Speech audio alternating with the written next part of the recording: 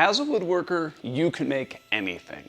Look around the internet and you will find wood shops full of creative solutions to problems we all face. In today's video, I want to dive into 10 of my favorite shop projects that you can build right now to upgrade your shop, and there are plans for all of them. Let's get started.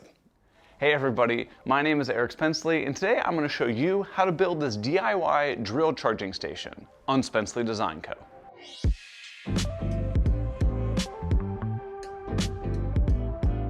This entire project is made from a single material, and that's 3/4 inch plywood. But rather than cut up a brand new sheet, a shop project like this lends itself perfectly to the opportunity to clean out your scrap wood pile that we're all guilty of hoarding.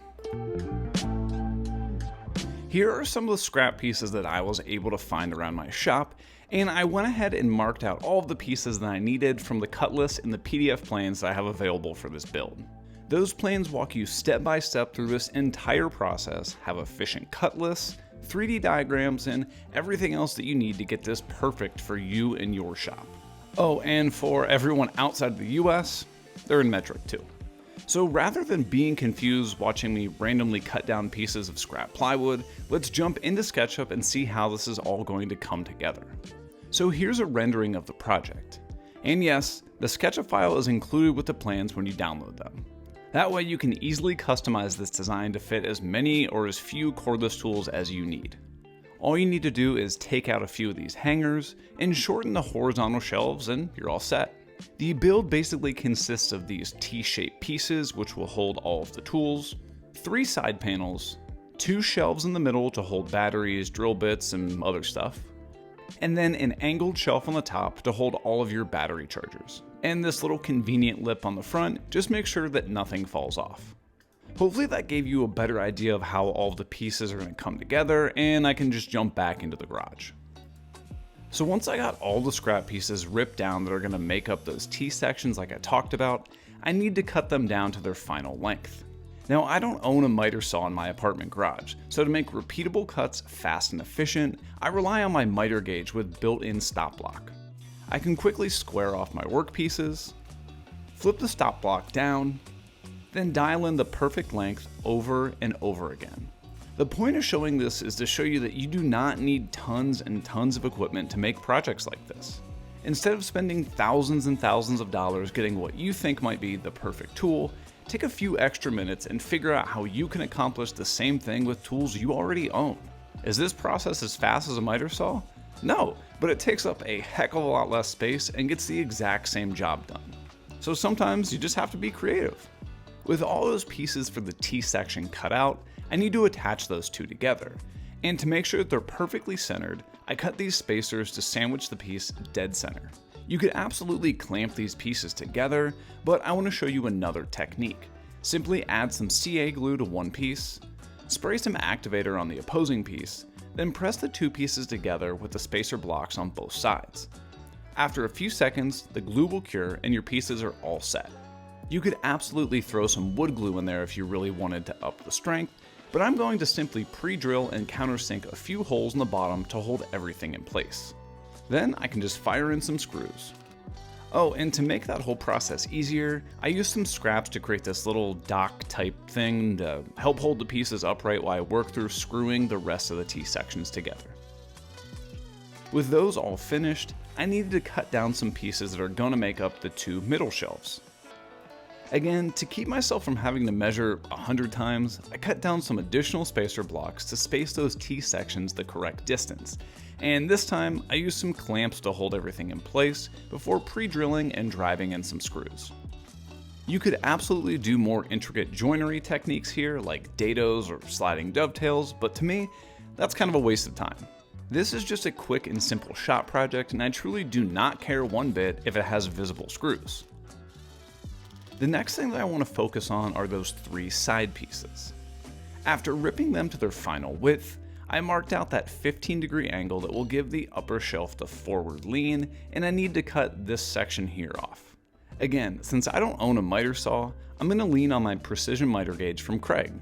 This miter gauge has built-in stops at common angles, but 15 degrees can easily be dialed in on the large scale and locked in with the handle. After setting the flip stop to the proper length, I can cut that perfect 15-degree angle every time. These 3 vertical panels need some tool supports attached to the bottom with some more screws too. Just make sure that the outside 2 pieces are mirrored. And with those done, I can attach the center shelves to the vertical pieces. Wait. That's not gonna work. I didn't think this one through. Well, the outside pieces would be easy, just fire in some screws on the side. But the center section, well, there's no way I can really connect these using a basic tool set. So it looks like I'm gonna have to backtrack and remove the T-sections from the center shelf, that way I can drill some pocket holes. And I messed up again. I guess I didn't factor in the clearance needed for my drill, but luckily I could pop off that last T-section and finally get to drilling out those pocket holes. I honestly thought about just deleting that whole segment, but I think it's important to be honest and truthful. I am not perfect and I make tons of mistakes on everything that I build. I mean, heck, about a month ago I made an entire video documenting how I ruined a $5,000 coffee table for a client. As a woodworker, you're going to make mistakes and mess things up. Just enjoy the process and get better every time you build something.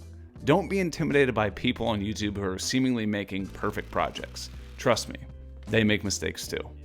With these center shelves attached, I can go back and get all those T-sections screwed back in place before I cut down the top shelf. The top shelf is going to have a 15-degree bevel to match the 15-degree cut on the sides. And because the scale on most table saws is useless, I use this digital angle gauge to dial in the perfect setting. When doing beveled cuts like this, I like to utilize my featherboard to hold all my pieces firmly against the fence and then take the piece back to my project to mark out exactly where I need to cut it to fit. Honestly, I don't even know what this measurement is and I really don't care, because referencing your work piece is going to be way more accurate than any tape measure. Another quick rip to bring it down to its final width, and then a crosscut to dial in the final length. And yes, I know I need to make a zero clearance insert. To hold that top panel in place, you guessed it, I did some more pre-drilling and countersinking before firing in more screws. The final thing to do for the top was to cut down a thin strip to keep the chargers from falling off the front. The strip again has a 15-degree bevel to match the lean of the shelf. Oh, whoops, watch out there. Sorry, didn't mean to poke you in the eye. Well, guess you can't really see anything now, but the cut went great, I promise. This piece gets attached to the front with some more screws, and then it's time to hang this. Now you're probably thinking, how are you gonna hang that? It's easy. I'm gonna use something called freedom cleats. So to make the freedom cleats, I set my saw to 45 degrees and ripped this thin strip right down the middle. I drilled out some more pocket holes, and then I attached this piece to the back of the cabinet. Over on the wall, I grabbed the other half of the freedom cleat and attached them to the wall, making sure that everything was perfectly level. Then I just set the cabinet on the wall, and the 45-degree angle from the freedom cleat easily holds all the weight, no problem. All that's left to do now is toss in some of my tools, and this project is done. I designed this specifically to be able to hold tools of tons of different brands and sizes, and the larger opening allows you to store tools upside down if that's your style too. Again, I've got full PDF plans that include every measurement you need to build this for your shop that I'll link down in the description below. Thanks again, and I'll see you on the next one. Okay, with the cordless drill charging station built and mounted, things are finally starting to look a little more intentional. No more dead batteries floating around the bench, no more tangled chargers hanging off the wall like spaghetti, just clean, functional storage that actually makes you want to use your tools. You can grab those plans linked in the description or by scanning the QR code on screen now. If you're looking to take your shop organization even further, check out the tool accessories that I've designed to keep your workspace running smooth. I've got ultra durable battery holders that lock your cordless tool batteries in place. No more digging through drawers or chasing chargers around the bench. These holders are built tough, hold up to daily shop use, and mount cleanly to walls, cabinets, carts, wherever you need them. And that's just start. From custom zero clearance inserts to dust collection accessories, there's a whole lineup of products to help you streamline your workflow and make your shop more efficient. But organizing the drills was just the warm-up. Because if your shop is anything like mine, there's one category of tools that seems to multiply faster than you can build storage for it. And that's clamps. Bar clamps, parallel clamps, and those quick grip clamps, you name it. They all demand space. And if you're not careful, they end up scattered in every corner like metal tumbleweeds. So up next, we're tackling one of the most important parts of any efficient woodworking setup, a rock-solid system for storing a ridiculous number of clamps, all in one place and actually within reach when you need them. Let's dive in. I think I made a big mistake. I built this clamp rack a couple of months ago, and while it functions completely fine, nothing's wrong with it, I think there's a much more efficient way to store clamps. Not to mention I have tons more clamps that I have nowhere to put and they're just living in boxes right now. So what I need to do is build a brand new clamp rack. And to see if I was wrong about my design from before, it's going to be made completely different. The problem with storing the clamps just like this is that there's a ton of wasted space out in front of the clamps. I've already got a fair amount of tools packed in this back corner, so if I do put some clamps up above here and it happens to stick out a couple inches, I'm not really losing any space. So today I'm gonna build a completely brand new clamp rack that's totally different from my old one and see if it's any better. Now before we can get anything cut down, we need to select our lumber. I'm going to be using some 3/4 inch Baltic birch plywood, but you can honestly use the cheap stuff from the home center too if you're looking to save a few bucks. And luckily I've got some scrapped 3/4 inch Baltic birch plywood laying around that's going to be perfect. Now it's definitely a time-consuming part of the project, but I always try to use up scraps I have. That way I don't have to buy a super expensive full sheet of plywood, especially for a shop project like this. And I've already gone ahead and started marking out where I'm gonna get some of my pieces based on those plans that I have available for this project. So let's get cutting. Even with nicer plywood like this Baltic birch that I'm using, plywood has a super thin veneer, so you'll need to make sure to use a plywood specific blade if you really want the cleanest cuts. This cheap blade does work fine, but I definitely want to upgrade to something nicer, and I'll leave suggestions down below in the description to blades that I'd recommend, as well as all the other tools that I used on this project. But look at that old clamp rack. It takes up so much wall space and it's super inefficient. Being in a small space like my apartment garage really challenges me to be as streamlined as possible in the way of not hoarding tools that I don't actually use, but also setting things up in a way that gives me as much working space and room to breathe as possible. And while it really is a challenge to work off of one single outlet where I have no access to the breaker panel, blowing the circuit breaker during the middle of the cut is the reality that I live in. Well, there you go. You want honesty of how it's like working out of an apartment garage with one 15 amp circuit? That's it. It's going to make that cut there and the breaker blew. But luckily all I gotta do is come down here and flip this and now I'm good to go. See?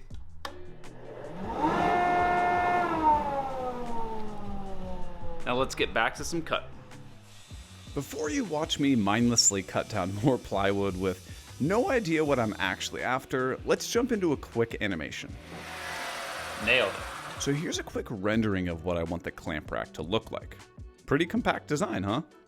This rack is going to be made from one large back panel and 8 clamp supports. Those will be tied together with some upper shelf panels that will hold the clamps in place. And so that we can maximize the space, some lower shelf pieces will be placed in the bottom to hold even more clamps. I want to focus my attention on these angled support brackets right now, so let's jump back into the shop and get to work. So with all those pieces cut down according to the cut list, the pieces I want to grab first are these 4, and we're going to cut down the support brackets that are going to be holding the clamps. I trust the accuracy of my miter saw less than I trust Jason Bent's ability to sand dining tables properly, so I'm going to rely on my miter gauge to make the angled cuts on the support brackets. Just lock it down to 45 degrees and I can easily make the cut. Utilizing a stop block here is critical to make sure these pieces turn out the exact same size every time. Just cut one to final size, then grab the offcut, toss it back on the miter gauge, push it against the stop block, and you've got dead-on precision without any repeated measuring. Again, if all of that seems a little complicated, the plans for this project linked in the description below have every single measurement you need and guide you step by step through the process, and they also include the 3D model if you'd want it. Everything that you need for this project is on my website, and that's also where you can get one of these slick hats to support the channel. With all those angled support pieces cut, I need to plop them back on the table saw to trim off the little extra material at the tip that no one really wants. Some people do prefer to leave it on, but I want to give a more streamlined appearance, plus it's just more sanitary to cut that part off. With just the tips of the support brackets properly trimmed with surgical precision, the last pieces that I need to focus on are the lower shelves. Oh hey, welcome back. So as you were watching that little animation, I was sanding down these pieces that are going to make the notch section using the boom arm that I made. I went ahead and marked out on the pieces where I need to make those cuts, but to make things way easier, try this. So instead of trying to cut these notches all individually, I'm actually going to take them, stack them up on each other, and tape them together so I can cut them all at once. This will not only increase the accuracy since all the cuts will be made at the same time, but also significantly reduce the amount of time that takes to plow all these holes. Yes, you could absolutely use a dado stack, but I've always had the problem of mine not being big enough, and I know if you try to use a dado stack in certain countries, they put you in jail right away. To keep things safe while I cut all those notches, I clamped the pieces to my miter gauge to make sure they did not move at all during the cut. All it takes is a few passes, slowly moving the piece after each cut, and those notches are cut out, no problem. So with those notches cut out, I can grab some of these side support brackets and then work on attaching this clamp holding piece right about here. But instead of having to perfectly measure out exactly where these pieces go, I just cut a couple scrap pieces that are the exact same measurement.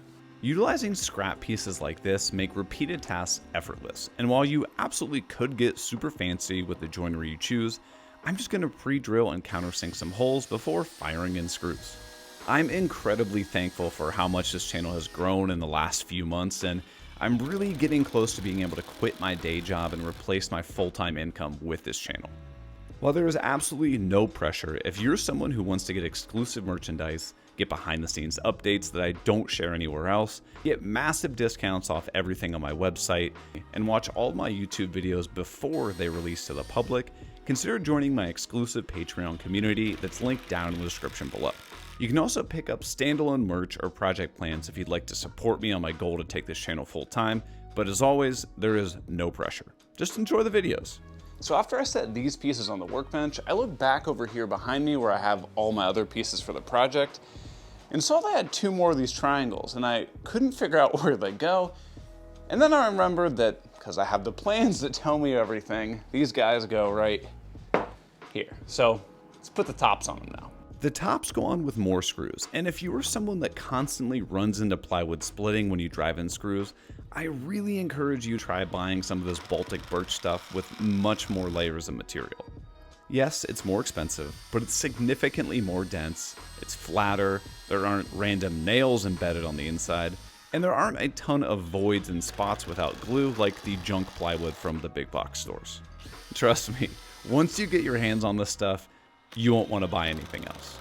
This might seem like a little overkill with all the screws, but with over 25 clamps resting on this thing, I don't want to risk it falling on me, like your mom. Next, I need to attach all the individual shelves to the back panel. So I just cut scrap pieces of ply to wedge between the components and everything will be perfectly spaced. And if you're looking for a podcast to fill perfect space in your day, consider checking out the podcast Off the Cut that I do every week with my friend Zach from Zach Builds. Every week, we get together to talk about everything from woodworking, running a business, content creation, and answer all of your questions. We even get some guests that you likely know to hang out with us too, and get them to confess some pretty funny stories from time to time. Jason Grissom wants to know, can you share a time from your younger years that you look back on and think, what in the hell was I doing? Anybody got one? Oh, is this for everybody? Sure. I got a good one. Okay, go man, for it. Okay, yeah, go for it. All that drilling. That's what she said. Now that the construction of that clamp rack is all finished, I need a way to protect it from all those clamps bumping up against it every time I'm taking a clamp on and off the rack. On virtually every shop project that I make, I always cover it with this Total Boat Halcyon. It's super durable, super easy to apply, and you can recoat it in about an hour. And you can absolutely brush or roll this finish on, but to make things a little easier and faster, I'm gonna use this cheap spray gun that I got. I picked this cheap thing up from Amazon, and honestly, it works really well for my needs. I'll leave a link to it in the description, as well as all the other tools that I used down below.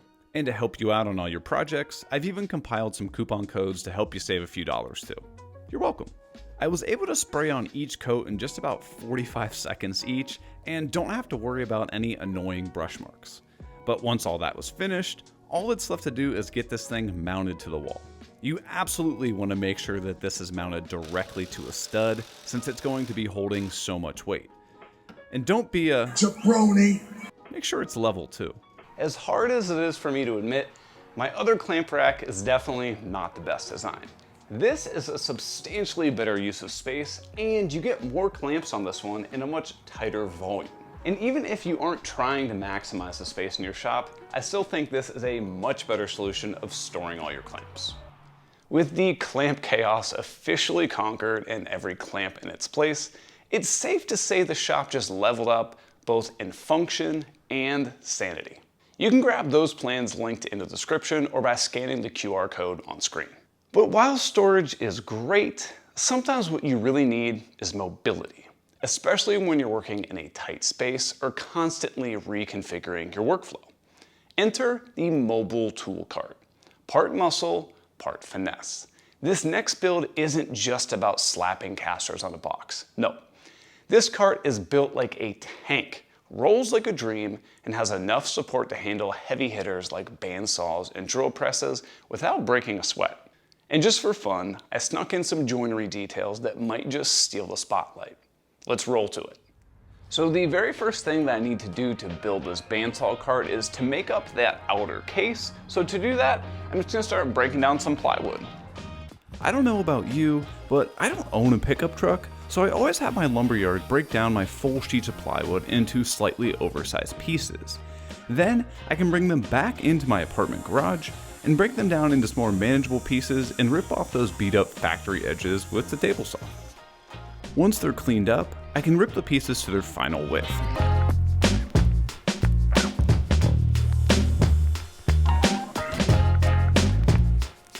Recently, I made a video about this super simple crosscut sled that I made, and I'll leave a link down to that video in the description below.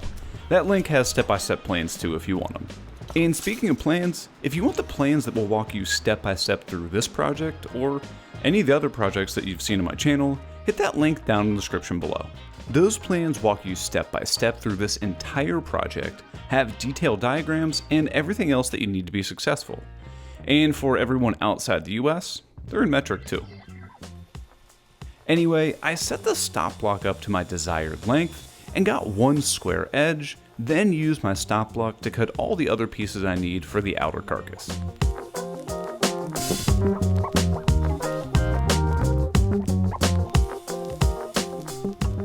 So with all the pieces cut down that are going to make that outer carcass of the bandsaw cart, I could absolutely just go through and screw them all together, but that's kind of boring, and really the whole reason I'm out here in the garage is to try to improve my skills and try new things. So this morning I practiced making something called finger joints, and it went pretty well, so I think that's what I'm going to try on a full project here, and it adds a lot of strength and it looks cool. So let me show you how to do that. So to get started, you're going to grab your stock miter gauge for your table saw, and we're going to attach just a random scrap piece of wood to it. You could absolutely use a fancy aftermarket miter gauge, but I want to show you that you don't need one here. Every basic miter gauge that I've seen has spots where you can easily attach a board to it, but just make sure the board is super tight and secure. The stock blade is pretty thin, and it'll make fingers that are pretty small. Hold up just a minute.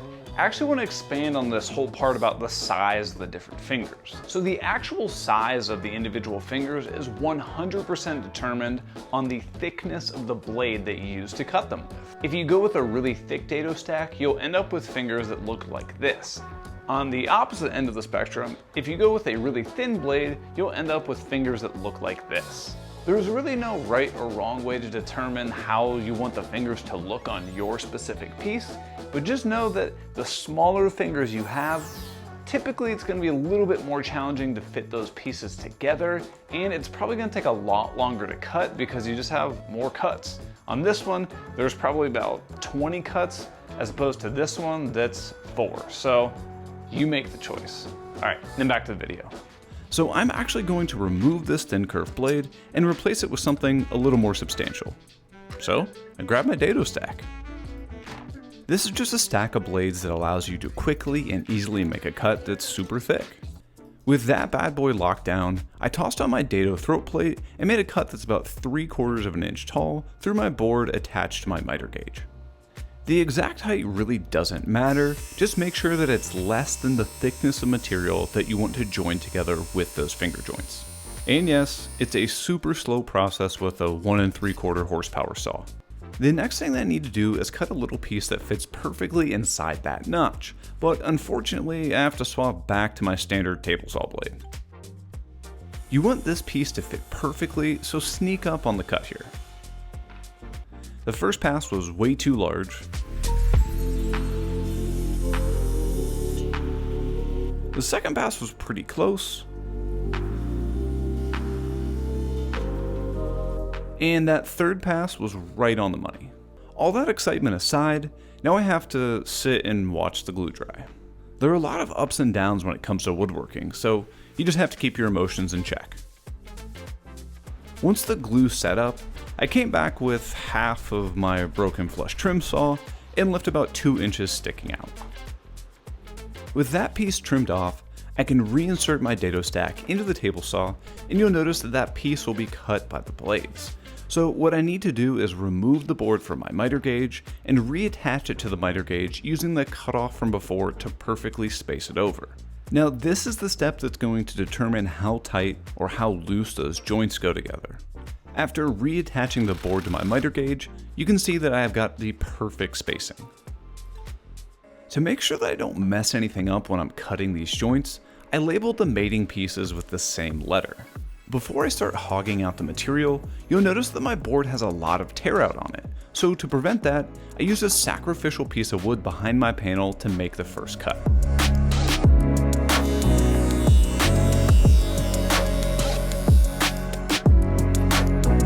After each cut, I removed the clamp, slid the sacrificial piece over, and positioned the previous notch in the correct spot.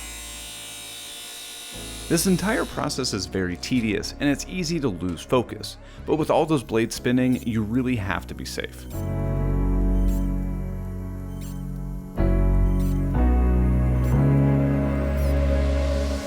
With all of the notches cut out on the first panel, I went back to the workbench and marked out where I needed to make the mating notches. Oh my gosh, it's hot. All right. So anyway, this is kind of the tricky part, but hopefully I can explain it to you in a way that makes it simple to follow. So this is the first panel here, and I just finished cutting all like the little fingers out. And you would think that this is side A and this is side A. So the next thing you should do is basically just line this panel up and continue to go. But you'll notice that when I do that, it's not actually in the right spot. So what you need to do to make sure that it all works together and everything fits perfectly is you first need to flip this piece 180 degrees, put that back in, and you need to flip this piece. Now, those fingers will be lined up perfectly and you can just go through the rest of the build. Honestly, remembering to rotate the mating pieces is probably the most difficult part of this whole process. That's why I prefer to mark out the joinery before I cut anything, just to double check that I didn't accidentally ruin a panel. Once the first notch is cut on the mating piece, I'll remove that first piece and continue down the line until I have all of the fingers cut.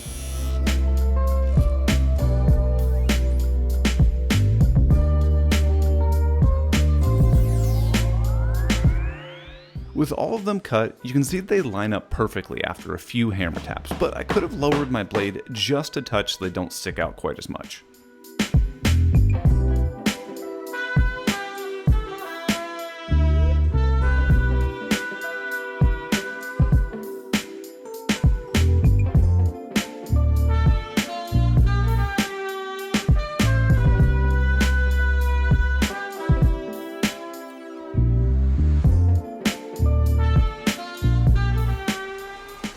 Oh. All right, so with that, we've got,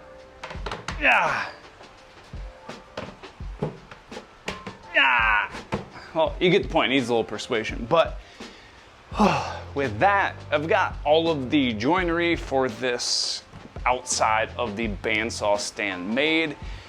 And I've got to say, honestly, I mean, this looks cool and it's going to be really strong and all, but I am never doing box joints again. Each one of these panels took me about 4 minutes. So I had to do 1, 2, 3, 4, 5, 6, 7, 8 cuts that took 4 minutes long. So that's like, it's like 3 hours worth of cutting, and it's really just not worth it. I mean, they fit great. These are slightly proud, which is actually kind of how I want them. That way I can just sand them and they'll be nice and flush, but this was a real pain, and honestly, it's just shop furniture, so if I were making this again, I'd probably just use pocket holes. But anyway, let's get this thing glued up and then we can move on to the drawers. All right. Let's go inside, cool off, and get some dinner, and we'll get to this tomorrow. Tomorrow. Like I mentioned earlier, the finger joints were a little bit proud of the surface, so I need to sand everything flush. And did I ever mention how much I hate sanding?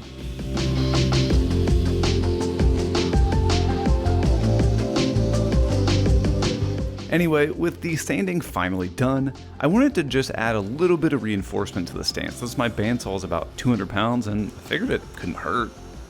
I cut down a few strips of plywood and brought out the trusty pocket hole jig to drill some pocket holes and then fire them in place. And to complete the back of the stand, I cut down a sheet of 1/4 inch plywood. Now you could absolutely use 3/4 inch here, but it just kind of felt unnecessary.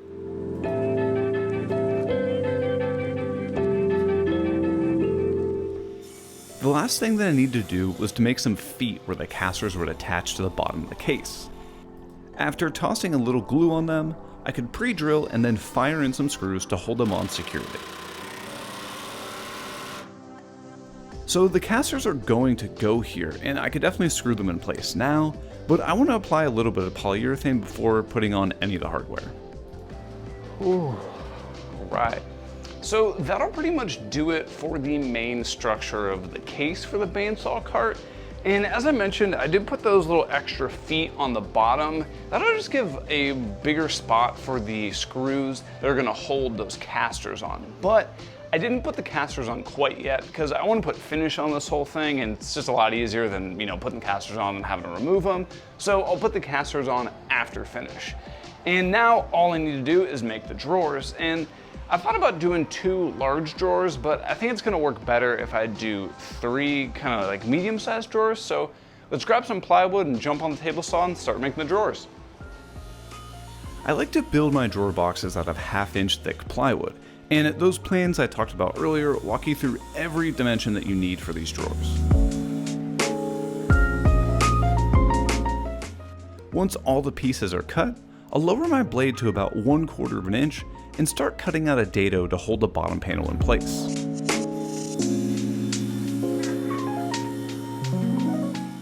Now since those dados aren't quite big enough, I'll tap my fence over just a hair and take another pass. This scrap piece won't fit in quite yet, so one more pass should do it.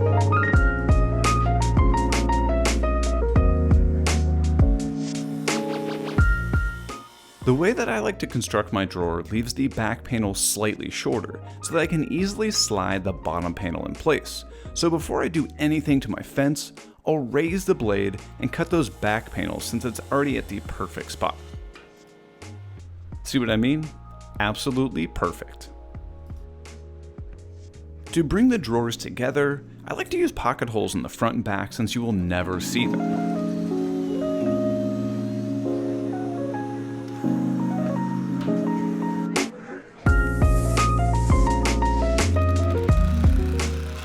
And maybe it's just me, but I absolutely hate that the drill bit always gets stuck in the head of those screws.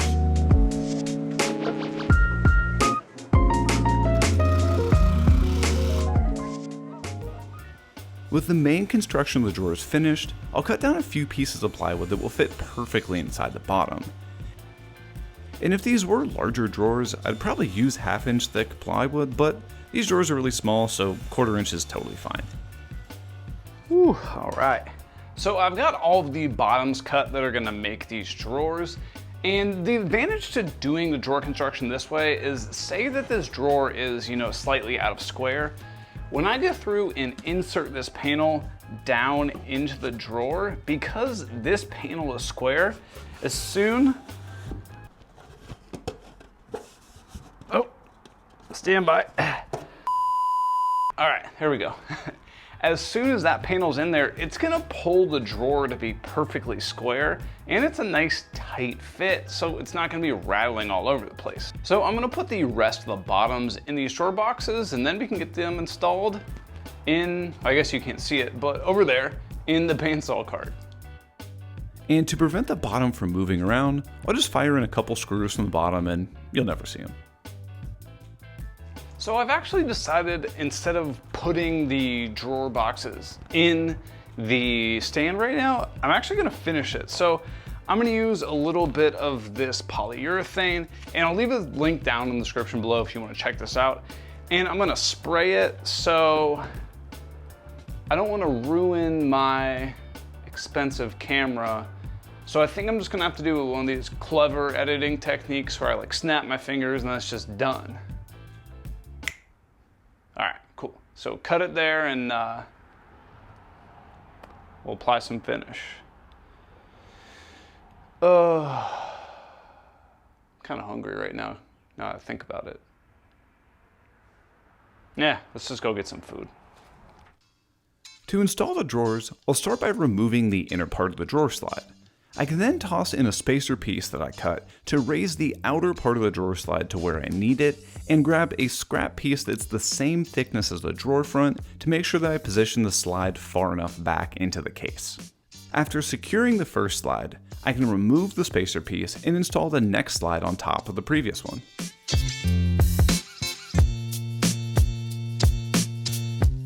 And repeat one more time to get that last slide positioned perfectly in place.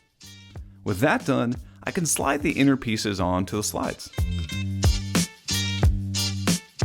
I then grabbed some spacer pieces to raise the drawer box up from the base of the cabinet and slid the drawer box in. I can then slide the drawer box out just enough to reveal that first mounting hole, and I continued this, slowly working my way back to fully secure the drawer. Now, because these slides were recycled from an old project, they were just a little bit too long, so I had to pop the drawer all the way out in order to get access to those back holes. Really? Nothing. Now I can pop the drawer back in place, and after hearing that click, the drawer was all set. To install the next drawer, I laid down a spacer and repeated the— Wait, hold on just a second. If you have a really keen eye, you probably noticed that on the side of those drawers, there's some notches cut out of the side of them. Well, to be honest with you, it's because I made the drawers a little too big, and I just had to route off a little spot on the sides so the drawer slides actually fit. I make mistakes too, but anyway, keep going. Exact same steps as before until they were all positioned perfectly in place.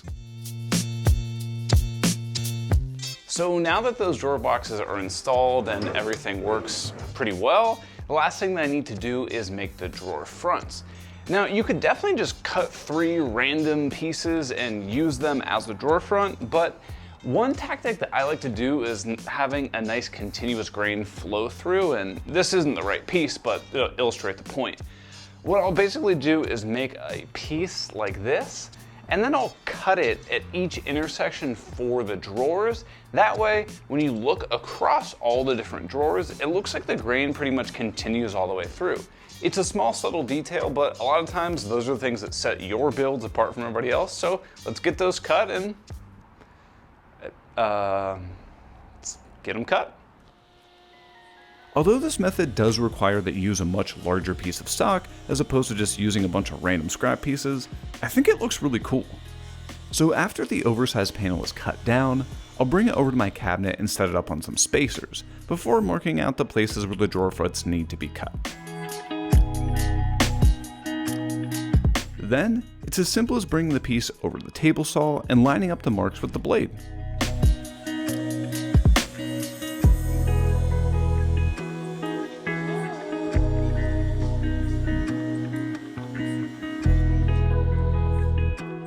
That gives me perfectly spaced drawer fronts. I want these drawers to have handles on them, so I use this cabinet hardware jig to drill out the holes in the exact same spot for each drawer front.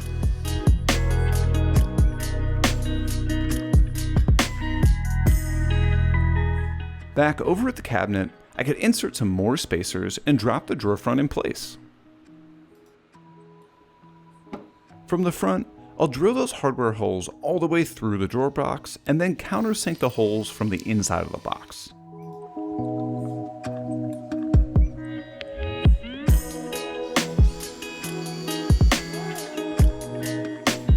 Then it's just as easy as inserting the bolts for the handles through those holes and attaching the drawer front with the handle.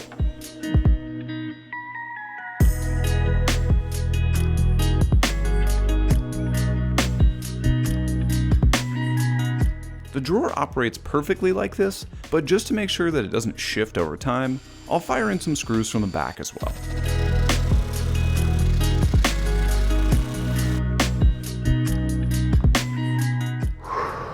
Alright, so I just finished spraying this entire thing down with a little bit more polyurethane just to get the drawer fronts finished, as well as just an extra little coating on the sides and top and back and everything, just to make sure it's really protected. But now let's flip this thing over and put those casters on. With the stand flipped over, I marked out where I needed to attach the casters. And after making sure to pre-drill those holes, I fired in a couple of screws with washers around the heads to hold them firmly in place. Dang, seltzer water is always in the way. Now all that's left to do is flip this thing over and remove my bandsaw from that horrible contraption it was sitting on from before and place it on the new stand. And after pre-drilling and firing in a couple screws, this bandsaw was locked down solidly to the stand. Now, I know what you're thinking, and I can already predict all the comments that are gonna be down in the comment section. You're gonna say that this is gonna be super unstable and top heavy.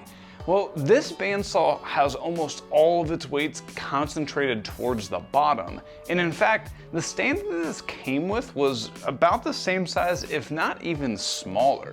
So this is actually really stable. Now, of course, just like anything really tall, if you purposely try to knock it over, you're gonna knock it over, but if you're just using everyday use and cutting, it's not going anywhere. So if you're interested in building the stand, again, I do have full PDF plans for you that I'll link down in the description below. And I wanted to give one more huge shout out to all my Patreon supporters, and I'll see you on the next one. All right, so we just wrapped up a mobile tool cart that's sturdy, stylish, and ready to carry the weight of some serious shop gear. It's got wheels, strengths, and even a few joinery tricks up its sleeve. But if you want the ultimate in shop projects, furniture projects, outdoor games, and so much more, consider checking out my Master Plan Bundle, where you unlock every single plan for every single project at an insane discount. It's basically buy 4 plans and get like 60 for free. But as any woodworker knows, no solution is ever the final solution. Because while that cart handles one tool like a champ, what if you could store 2 tools in the exact same footprint and swap between them with just a flip? That's exactly what the next project is all about. Maximum efficiency, minimum space, and a seriously clever design that's perfect for tight shops. Let's take mobile storage to the next level, literally, with a flip-top tool cart that doubles your capacity without eating up more floor space. Let's dive in. Hey, what's going on? My name is Eric Spencley, and today I'm going to show you how I built this flip-top tool cart, perfect for tools like a lunchbox planer and a combo sander, on Spencley Design Co.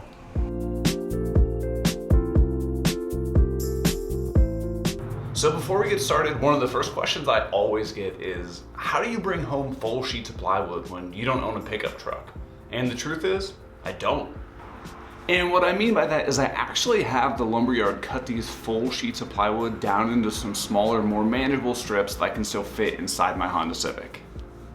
Once I got the large panels home, I started out by breaking them down into some more manageable pieces. I like to set down some pieces of foam insulation on my workbench to provide a safe place for the blade to cut into, and I use this Craig Ripcut circular saw guide to quickly and accurately break the plywood down. And because watching me endlessly cut plywood down isn't very helpful, I want to let you know that I have full step-by-step plans available on my website at SpencleyDesignCo.com or linked down in the description below. Those plans have everything you need and guide you through the entire process with detailed diagrams and all the relevant dimensions. Oh yeah, they're in imperial and metric now. You're welcome. And if you don't have one of these circular saw guides, just use a track saw to break the plywood down.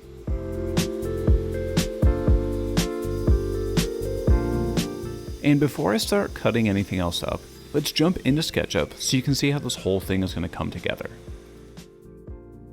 So here's a basic rendering of the tool cart. And yes, this is based off the popular design that a lot of others have made, but I've taken a few bits and pieces from all those different designs and morphed them into one that works for me and my shop. Anyway, it's going to be made from 3 main parts: the body, the rotating platform, and the drawer. Let's remove those last 2 parts and focus on the body of the cart. The body is going to be made from a few panels of plywood held together with some pocket hole screws, and the sides are going to have this hole that will hold a metal pipe for the platform to rotate around, and then the notches on each side that will allow the hardware to lock the platform from rotating. But we'll get more into that later. For now, let's jump into the shop and knock out this main body. I started by trimming those oversized pieces down to their final size of the table saw, since it's a lot more accurate.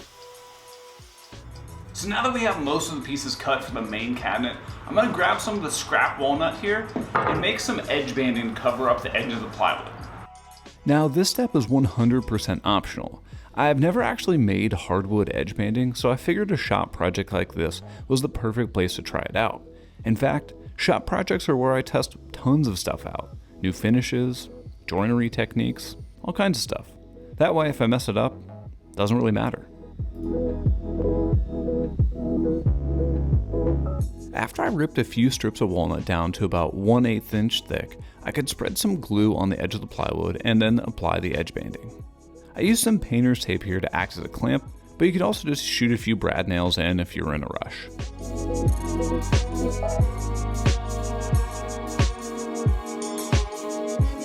Once the glue is cured, I removed the tape and used a flush trim saw to remove the excess hardwood on the ends.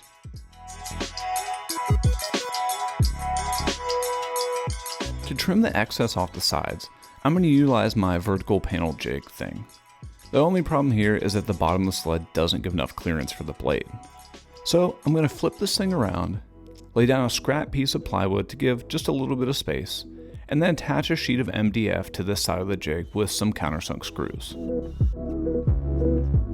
And now I can raise the blade and slide the jig over until it's just barely underneath this auxiliary fence. I just ran the panel vertical through the blade to trim the excess edge banding off. Oh, and if you're uncomfortable doing this, just use a router and a flush trim bit. Now those panels I made are going to make up the top and the bottom part that holds the drawer box, but I also need to cut down a piece for the back section. I ripped down another strip like the cut list specifies, and then I cut it to my rough length with the circular saw. I trust my table saw Crosscut Sled a lot more than my circular saw, so I'll dial in the final length here.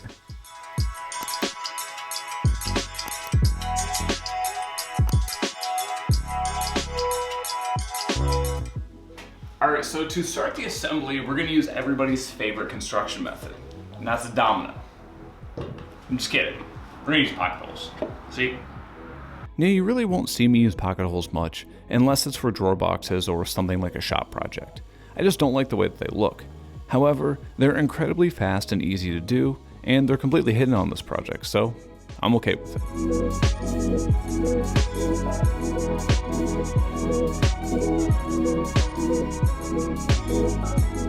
Just to help support everything, I'm going to set down a few scrap spacers while I add the bottom shelf. Now I'm not going to be able to get my drill inside that box, so I'm going to countersink some screws on the underside, and you'll never see these. That is, unless you're laying on the floor of my garage. Then seeing a few screws is probably the least of your worries. Anyway, with the bottom section of the main body finished, I need to add some more edge banding to the side panels, which I did the same way that I showed before.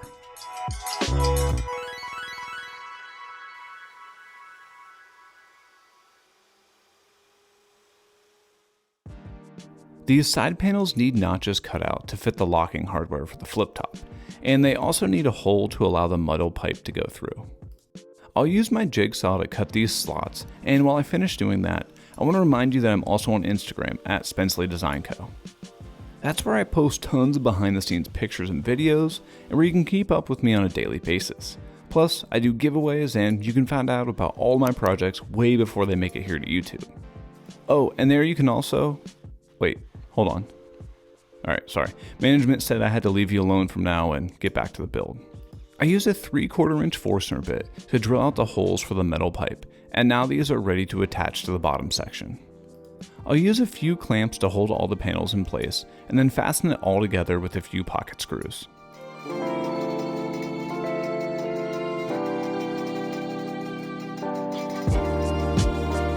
While the clamps are on, I'll flip it over and add some screws down here too.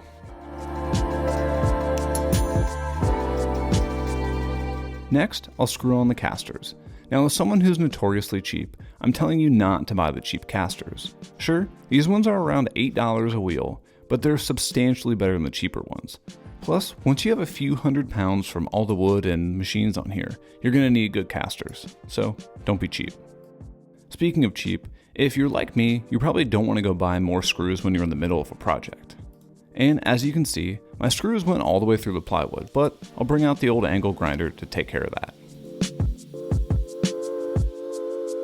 So we're now at the point that we're going to start making the top flip component. Now I got this large metal rod, so it's going to thread through here, and we'll cut it off later, but now you can see the part up here that's actually going to start tilting, and we're going to build that next. I'll start off by ripping down some pieces of plywood according to the plans, and then bringing these pieces to their final length on the Crosscut Sled. I'm going to be making this rotating panel out of 4 pieces. Let's call these pieces the bread pieces, and these pieces the, well, whatever your favorite deli meat is. Turkey, roast beef, capicola, you pick. Let's call them the capicola pieces. The capicola is going to be sandwiched between the 2 pieces of bread, and the capicola pieces need a small slot cut in them to hold the eye bolt, which will lock the rotating shelf from moving. That all felt really wordy, so let's just get back to the building. So like I said, I need to cut a slot right about here. I tried thinking of some easy ways to do it, but I think this vertical panel jig was really the only thing that I could think of. After making one pass, I can flip the panel around and clamp it back onto the jig.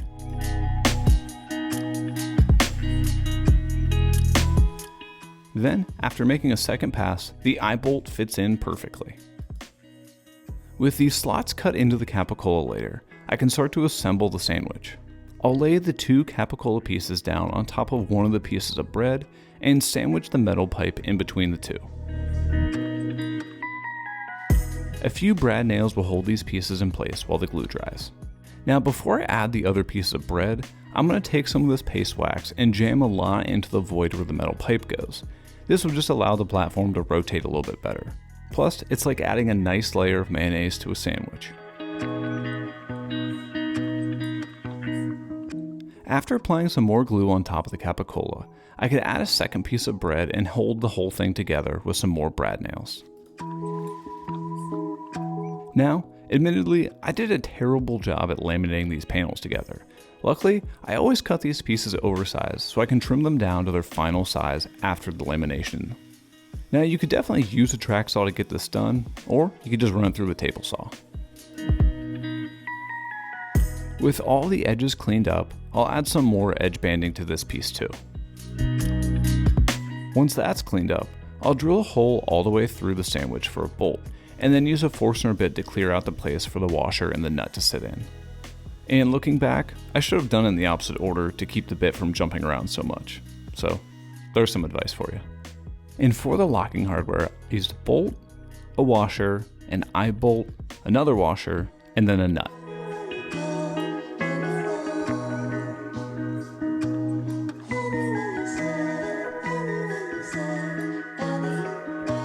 And now the sandwich is ready to get added to the cabinet. I'll push the metal rod through the sandwich and insert a large washer between the sandwich and the side panel. After a little persuasion, the pipe fit through and this thing can easily rotate. With a scrap piece of wood, I'll mark where I need to trim the metal pipe. Now this can easily be done with a metal specific blade on the jigsaw.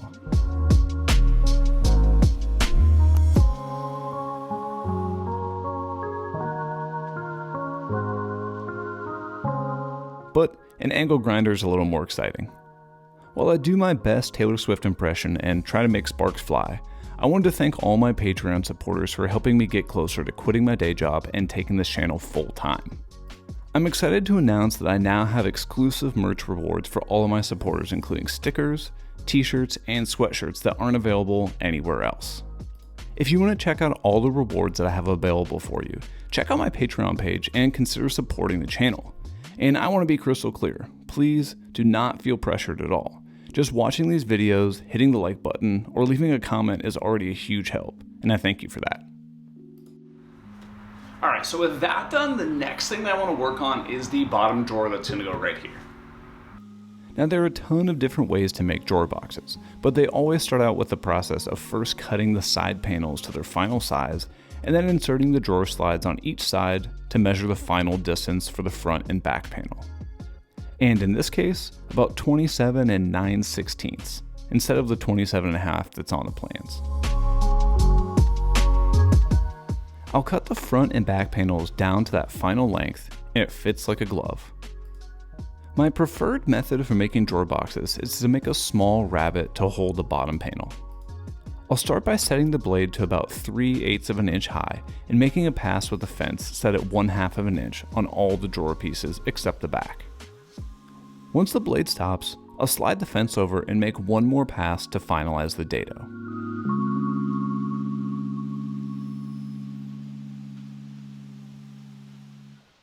Now, I can mark where I need to trim that back panel just above where the dado was cut.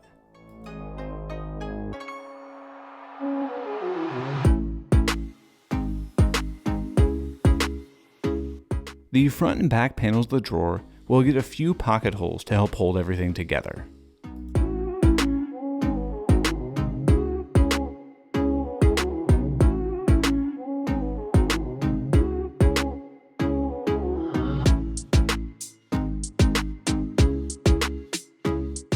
And now I can cut the bottom panel down to its final size and pop it in the drawer. And the reason I like this construction method is because it automatically squares up the drawer as long as the bottom panel is cut correctly. A few screws will hold the bottom panel in securely. I'll set the drawer slides on top of some scrap pieces and push the slide back the thickness of a 3/4 inch piece of scrap plywood. Then I can drive some screws in and secure the slides. Next, I set down some 1/2 inch scrap pieces to hold the drawer box off the bottom of the case. Then I can screw in the drawer slide, starting with the front screw and slowly sliding the drawer out to get to the other screw locations. And I couldn't reach that last mounting hole with the drawer in place, so I just removed it to get access to that very back hole. That's what she said. Michael, please. There he is. Please. Mwah! Come on. And now the drawer works perfectly. I'm going to be adding a small round over to all of the edges to make everything soft to the touch.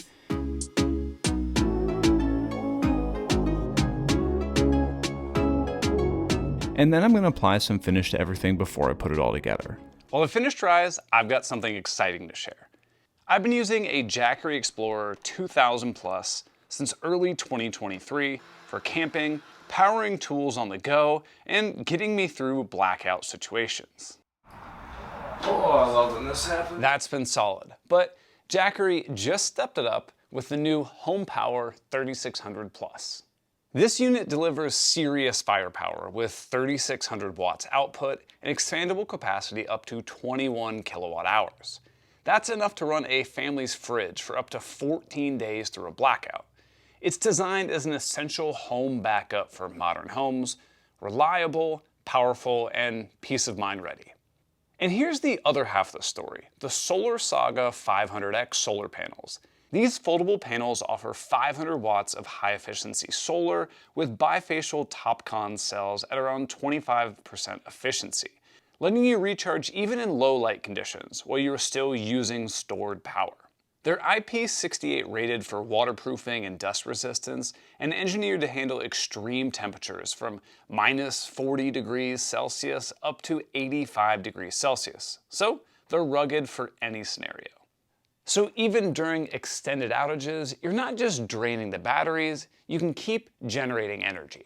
It is a game changer for off-grid sites, emergencies, or prepping your home during storm season. Just like my Explorer, everything is controlled through the Jackery app. You can monitor storage, usage, and savings, giving me more confidence that I'm powered up, whether I'm in the shop or out in the wild. If you want serious backup for the essentials and the options to recharge yourself, the Jackery HomePower 3600 Plus paired with the Solar Saga 500X is where it's at. Make sure to check out the link in the description below this video, and I wanted to give a huge shout out to Jackery for partnering with me on this video. Now let's get back to the project. While the finish dries, I'm going to cut down some small blocks that will help hold the metal pipe in place. I'll drill a small hole with a Forstner bit, and that hole will slide over the metal pipe, holding it down in place. I pre-drilled and countersunk some screws into the inside that will hold these pieces in place, and now I can add my tools to the cart. The first one that I'm going to be adding is my spindle and belt sander. A few screws with washers will be plenty to hold this securely in place. And now you can witness that sweet rotating action. And really the whole reason I built this thing was for my new planer. I might have to adjust the positioning a little bit since the weight is slightly off balance, but that's easy to fix. Alright, so at this point, the cart's done, but if you follow along closely, you've likely noticed that there's one thing missing. And the thing that's missing is that drawer front right here. Now you could very easily just slap a piece of plywood on there and call it a day, but I want to try something a little different, so let's check it out. I grabbed a piece of plywood that I cut down to rough size and started marking a ton of random cut marks that are about 1/8 of an inch deep. Now, I'm not much of a fan of all the epoxy work that's really popular, but just for fun, I wanted to try something different out. I measured out some epoxy into a cup and added some bright blue pigment.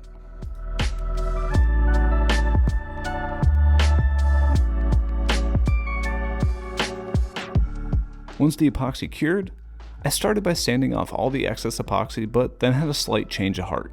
So as I was sanding down the drawer front, I kept looking back at my planer and thinking, why don't I just run it through there? Now I know with plywood it's gonna blow out the top veneer and everything like that, but I actually wanna make it kind of interesting and I wanna see what it looks like.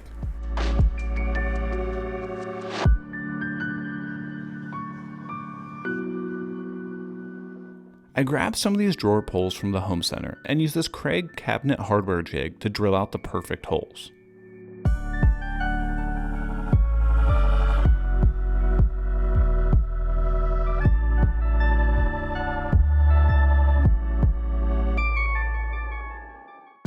With the holes drilled, I removed the masking tape I used to help mark the drilling locations, and I could move over to installing the drawer front. I set the drawer front in place and then evenly shimmed out the spacing with the help of some playing cards.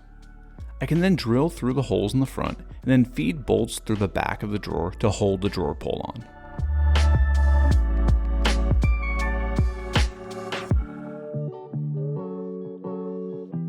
A couple screws drilled in from the back of the drawer will hold the drawer front on securely, and then this thing is officially finished. I'm so happy to finally have this tool cart done. It's gonna save me a ton of storage space in the shop, and I can't wait to use this planner a little bit more in some more projects. Now, if you didn't know, the space that I'm in here is actually an apartment garage, so I don't have a lot of space to work with. So stacking my tools on top of each other like this is the perfect solution for a really small shop. Now, if you'd like to build this for yourself, as a reminder, I do have plans linked down in the description below. So thanks again for stopping by and checking out my channel, and I'll see you in the next one. So with the flip top tool cart dialed in, we've officially maxed out efficiency per square foot. 2 tools, 1 footprint, and a whole lot of function. But not every shop upgrade goes that smoothly. Next up, I'm pulling back the curtain on one of my biggest shop build mistakes, a workbench I thought would be the centerpiece of my dream setup, but ended up being more of a nightmare. Oversized, overpriced, and honestly, totally impractical for how I work. The good news, I learned a ton, and I came back with a new workbench design that costs way less, fits the space perfectly, and finally works with me instead of against me. So let's break it down. The fail, the fix, and everything in between. I made the wrong workbench.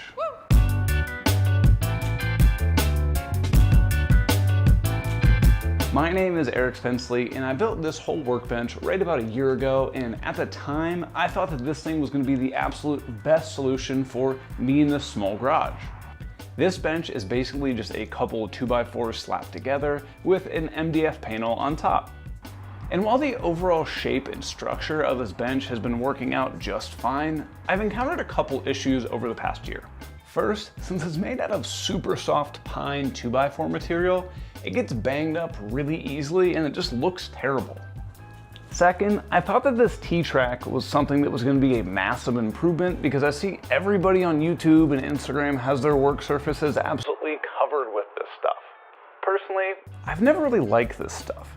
It's super expensive, gets clogged up with all sorts of junk, and I find myself just clamping stuff to the bench without it. Now, those things aren't really that big of a deal, but one thing that's been driving me absolutely nuts are those drawers that I spent a ton of time building. Want to know the truth about them? They're empty.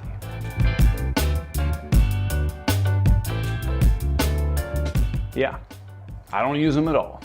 The problem is that these drawers are simply too small to hold anything that I would actually want to have right underneath my workbench, like maybe a sander, a jigsaw, or a domino.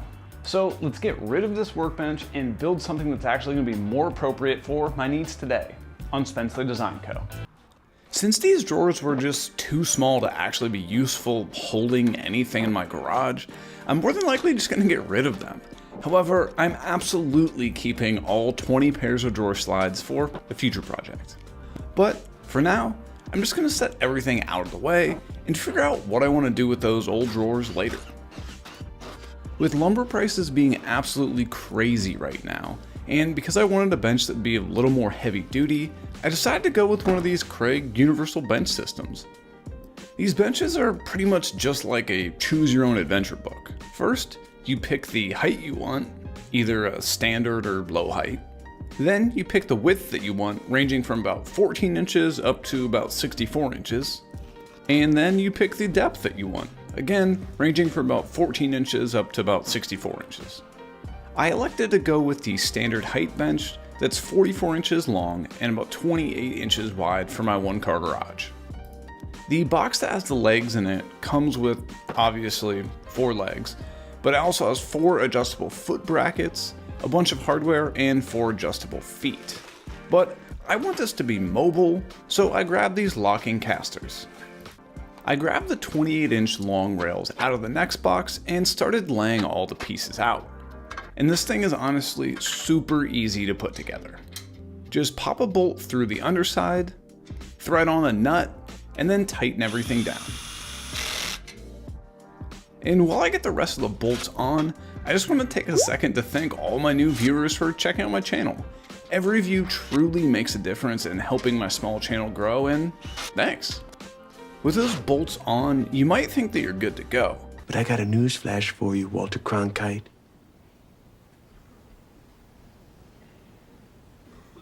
You aren't.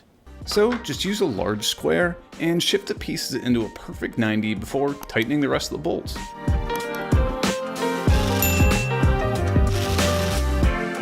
The opposite side goes together the exact same way.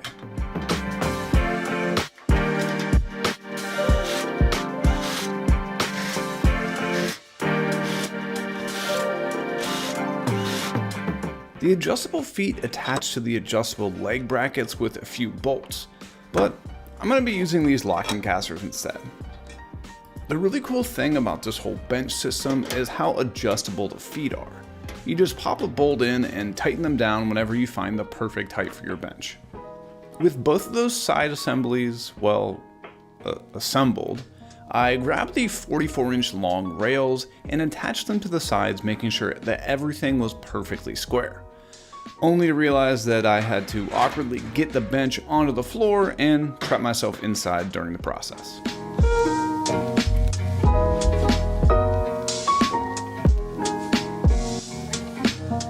The next day, I came back out of the garage to cut down the material to make up the top surface of the bench.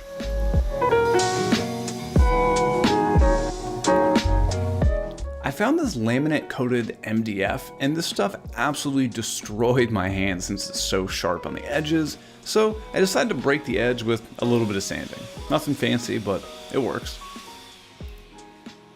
To attach the top, Craig was pretty clever and had these mounting holes drilled out so that you can use a standard pocket hole screw bit to reach all the way through.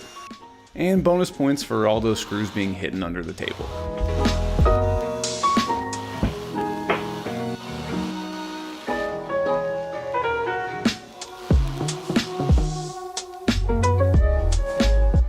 So at this point, the workbench is finally usable because I have that top all situated and I can actually use my table saw now. But I want to turn my attention to the shelf on the bottom, so let's jump over the table saw and cut down some plywood to make that up. Oh wait, hold on. I have to cut this massive sheet down to a more manageable size first.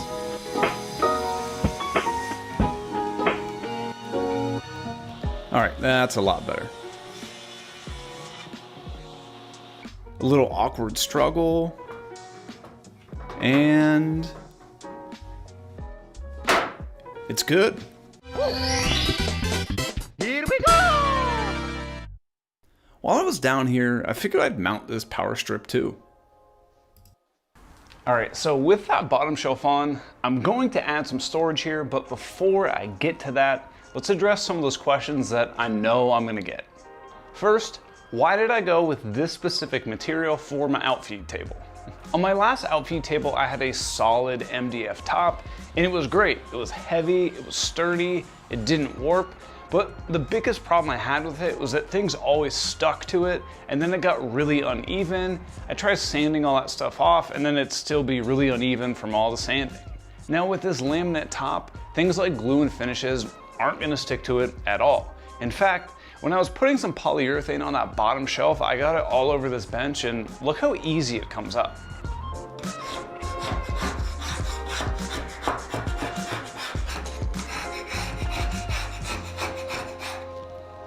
And second, to be honest with you, my original plan was to buy regular melamine that has that particle board core, kind of like really cheap, crappy IKEA furniture, and that was really what I was gonna buy. However, when I went to my lumber yard, they had this particular piece sitting in like their trash pile. Trash? No, toys. They're all toys. And I asked the guy how much he wanted for it, and they gave it to me for free. So I got an entire 4x8 sheet of this like laminate coated MDF for free, so I can't turn that down. The other question that I know I'm gonna get a lot is why didn't I make my outfeed table level with my table saw if the legs on this workbench are completely adjustable? On my previous workbench, I extended the miter slots from my table saw to the workbench itself, and that worked great. The only problem was things always got caught in there, and while it's not a huge deal, I really just wanted to try something different. So by having this just slightly below the table saw surface, I can use things like my miter gauge without interfering at all with the miter slot. And at the end of the day, if I use this outfeed table for a couple weeks and then find it really annoying to have it below the surface of my table saw, all I have to do is adjust those legs, raise it up about 1/2 inch, route out those grooves and keep working. But now let's move over and actually make the storage for underneath the outfeed table. I really don't think watching me cut down a ton of strips of plywood is all that interesting, nor does it help you actually understand what I'm doing. So instead, let's jump into SketchUp to get a better look. So here's the workbench. One of the things that I frustrate myself with the most, actually, let's jump back into the real world for a second. So like I was saying, one of the things that really frustrates me while I'm building stuff is I grab some tools, maybe like a drill or something, drill a couple holes in something, maybe mark some lines out. I set my tools down, and then I realize I have to make a table saw cut. So I'll come over here, make the cut or whatever, and now my tools are in the way, and it's really frustrating and actually kind of dangerous. Oh my goodness, what's the procedure? Now sure, I could absolutely make some sort of auxiliary bench that I put along the back wall, or maybe along this wall here, but it's really just gonna take up a lot of space, and I like to have as much open space as I can. So having that shelf on the bottom is just gonna give me an auxiliary work surface without really taking up any more space. This surface is gonna be the perfect place for storing all those tools that I know I'm gonna need in a future step. Things like my square, my drill, ketchup, and eggs. But enough of that, let's head back into that computer model. So like I was trying to show you earlier, here's a model of the workbench. I want to keep that bottom shelf open, so I'm going to build some drawers to utilize this otherwise dead space underneath. It's going to be the perfect place to store some larger tools like my circular saw, sander, and my domino and domino tenons. Oh, and at the time of building and filming this, I haven't made any plans because I wasn't sure how much interest there would be for this specific project, but I'll update the description of this video with a link to the plans in the future if I do make them. So if you are interested and you do want the plans, let me know down in the comments. Anyway, hopefully that gives you a better idea of what I'm going for here and also saves you from having to watch me mindlessly cut down a bunch of plywood. So now that I have all the pieces cut down that are gonna make the case of the drawer box underneath the workbench, I'm gonna join them all together. And I know a lot of people hate pocket holes, but it's shop furniture, so who cares? Just put it together and keep moving. This is my first time using this new Craig pocket hole jig, and I have to say, it's a massive improvement over my old one. It automatically adjusts itself for different material thicknesses, and the dust collection is a lot better too. I don't really use pocket holes a lot, but I have to say this thing's pretty nice.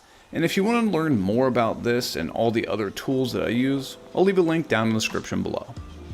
Maybe it's my lack of experience with pocket holes or just overall lack of skill, but I always have trouble with pocket hole screws shifting my work pieces, so I lock everything in place with an unnecessary amount of clamping pressure. Oh, and comment down below if you can guess what song I tried to edit all these drill noises to. Go on, give it your best shot.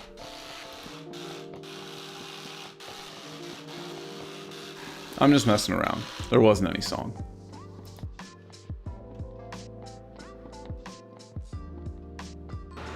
Battery died.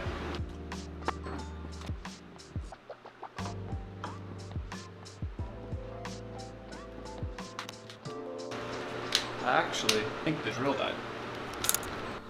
Yeah, this thing's dead, see? But I'll just use the impact driver. I know people are gonna bash the Ryobi tools, but honestly, the drill worked great for almost 2 years and I really have nothing bad to say about it. I used it like crazy and I ended up sending it in for the warranty replacement, only to be told that it's gonna take 4 to 6 months. Alrighty then. Now that I have the outside carcass done, I can turn my attention to making the drawers. Now I could absolutely install this underneath my bench right now, but I'm actually gonna leave it set aside so that I can make any fine adjustments I need to make to those drawers while it's a lot more accessible. So let's grab some 1/2-inch plywood and cut down some parts for the drawers.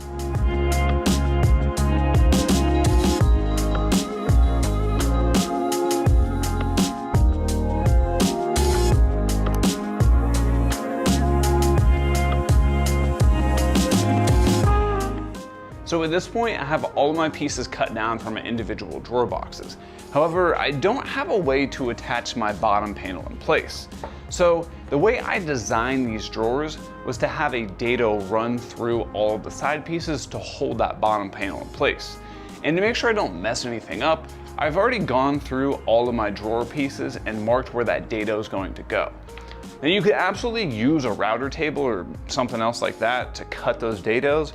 However, the easiest way for me is going to be use this dado stack that I'm going to pop in my table saw.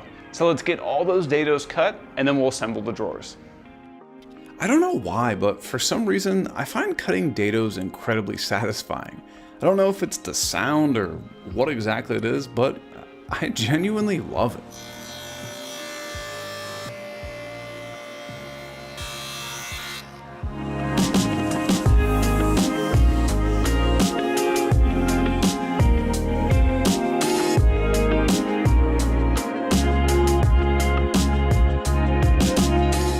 With the drawer parts cut, I can finally fold everything up. Whoops. And with some more unnecessary clamping pressure, fire in all the screws.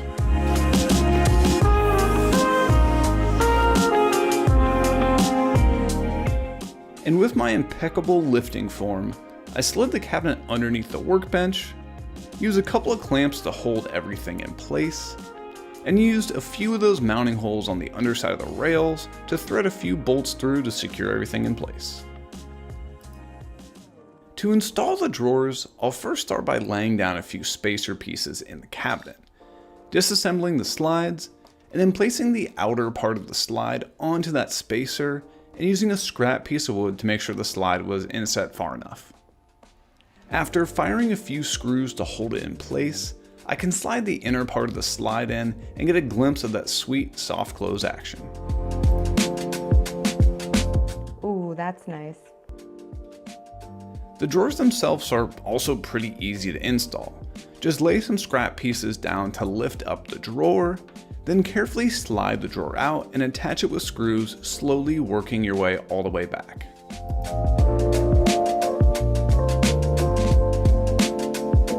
Then just remove those spacer pieces and you're all set. Well, except for the drawer fronts. So for those drawer fronts, I picked up these cheap handles and I want to mount them right here. Sure, I could measure out the spacing, but I'm going to use this cabinet hardware jig that had preset markings for different size drawer pulls. Just clamp it on, drill through the guides, and you're all set. To get the drawer fronts on perfectly, I cut some 1/8 inch spacers to use on all sides of the drawer front, and then I can clamp everything together. From the back side, I can countersink some screws to hold the drawer front in place and remove those clamps. Back on the front, I'll drill out the hole so that it goes all the way into the drawer itself, and then countersink a spot for the handle hardware. Tighten everything by hand, and you're all set. You could put anything you want down here, but this is where I'm going to put my domino and the domino tenons. And I know I'm going to get a lot of questions about these drawer slides. They're really not anything special, and they're actually a size that's too big for the drawer. But if I were to get the proper size slides, it would interfere with the lid staying open.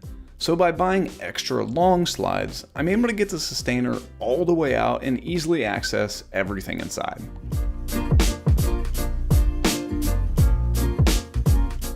I almost forgot to show you the other side. It's just the same thing but with taller drawers for my sander and circular saw.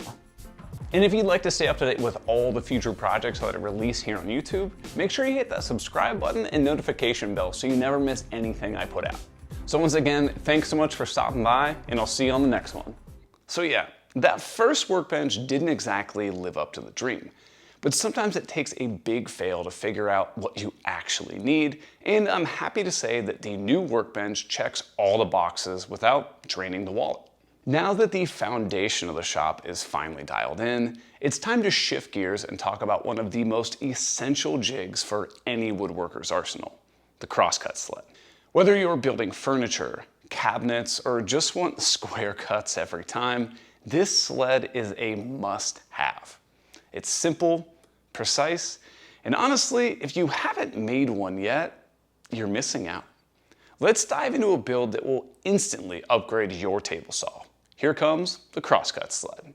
A Crosscut Sled is probably the most useful table saw sled you can possibly have. They allow you to effortlessly batch out consistent cuts without having to measure each and every time. Hi, my name is Eric Spencley, and today I'm going to show you how to make this simple crosscut sled on Spencley Design Co.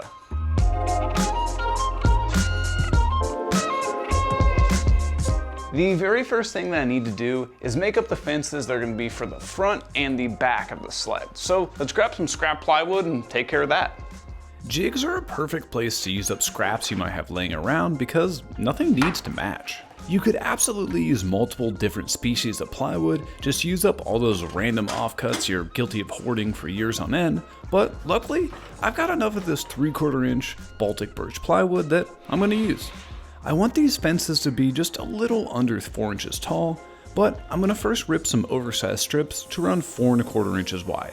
I'm doing this because I want to laminate multiple pieces of plywood together to get a thicker and more stable fence. And with those strips ripped to the rough width, I can crosscut them to their rough length.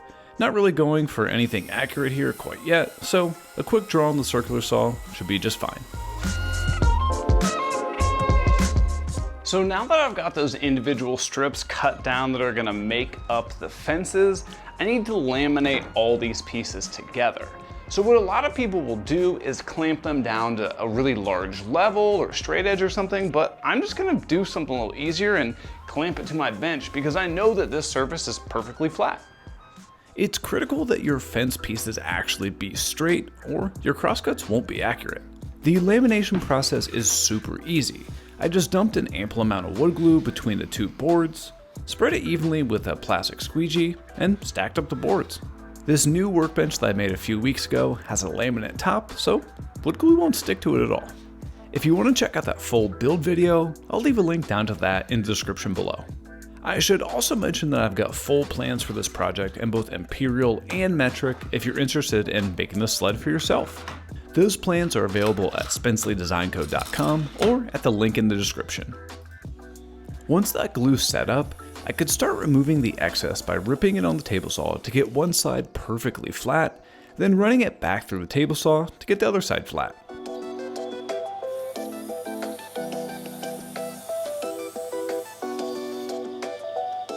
A quick nudge of the fence to get to the final width, and these fences were cooked to perfection.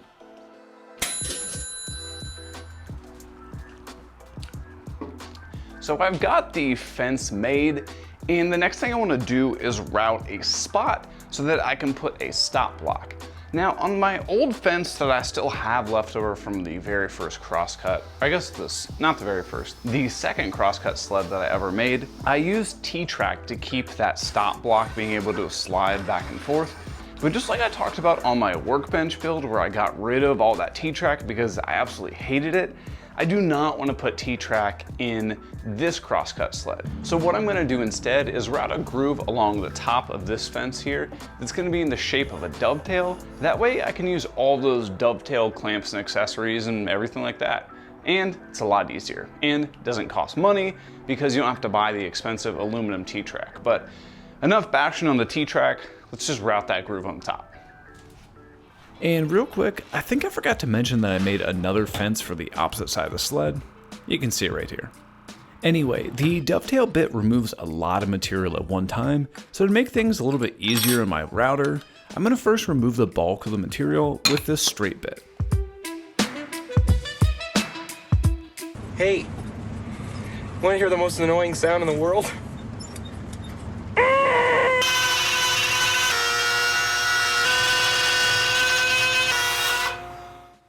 With that cleared out, I can grab my dovetail bit and set it to about 3/8 of an inch deep to route out the final shape.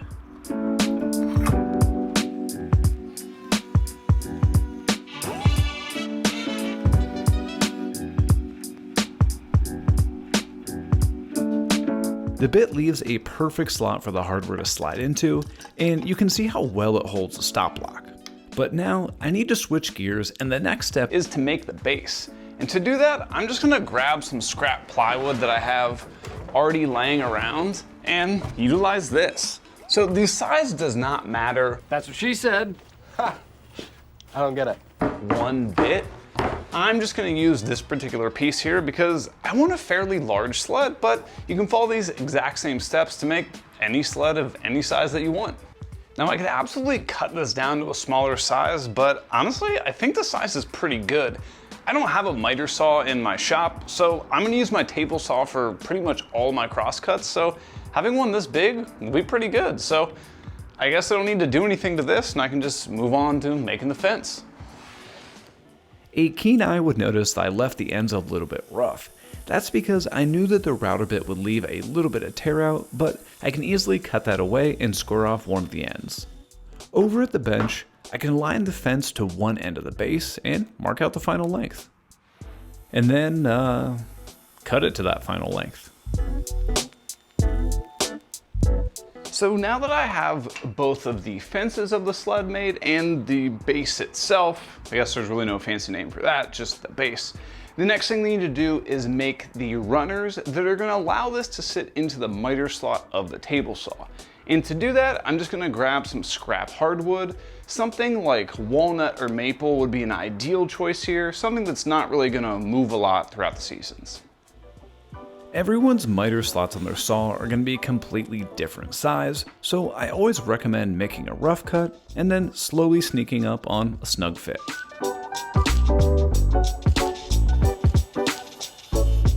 You want it to be able to fit inside the slot, but have just a touch of friction. Next, you need to figure out the depth of the slot. Mine is right at about 3/8 of an inch deep, but I don't want the runner to bottom out in the slot, so I'll use my setup block on the table saw and then bump the fence over just a little bit.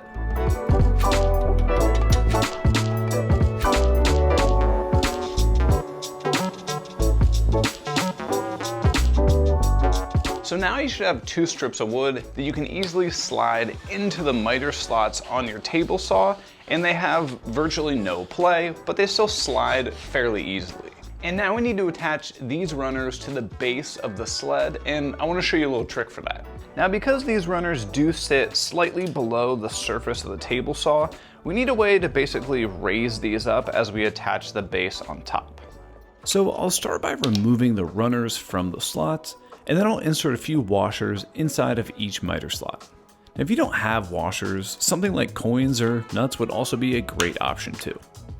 Just as long as whatever you're using raises the runners above the surface of the table saw. With the runners placed in the miter slots, it's now time to attach the base of the sled.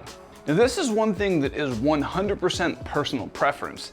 It really doesn't matter where you set this. I mean, if you wanted to, you could run it like this, and so you'd have, maybe about 6 inches on one side of the blade and about 25 to 30 on the other side. That's one option.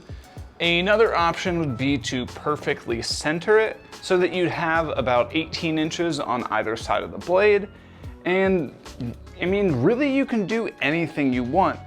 Now, me personally, I think I'm gonna offset mine just a little bit because I typically want to cut something a little bit longer, so I think this offset method is gonna work pretty well for me.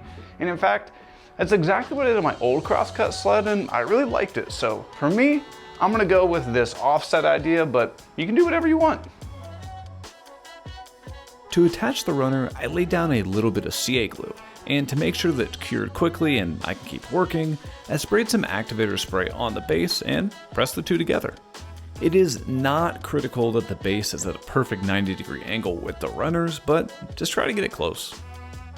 After about 30 seconds, I can remove the sled with the runners attached.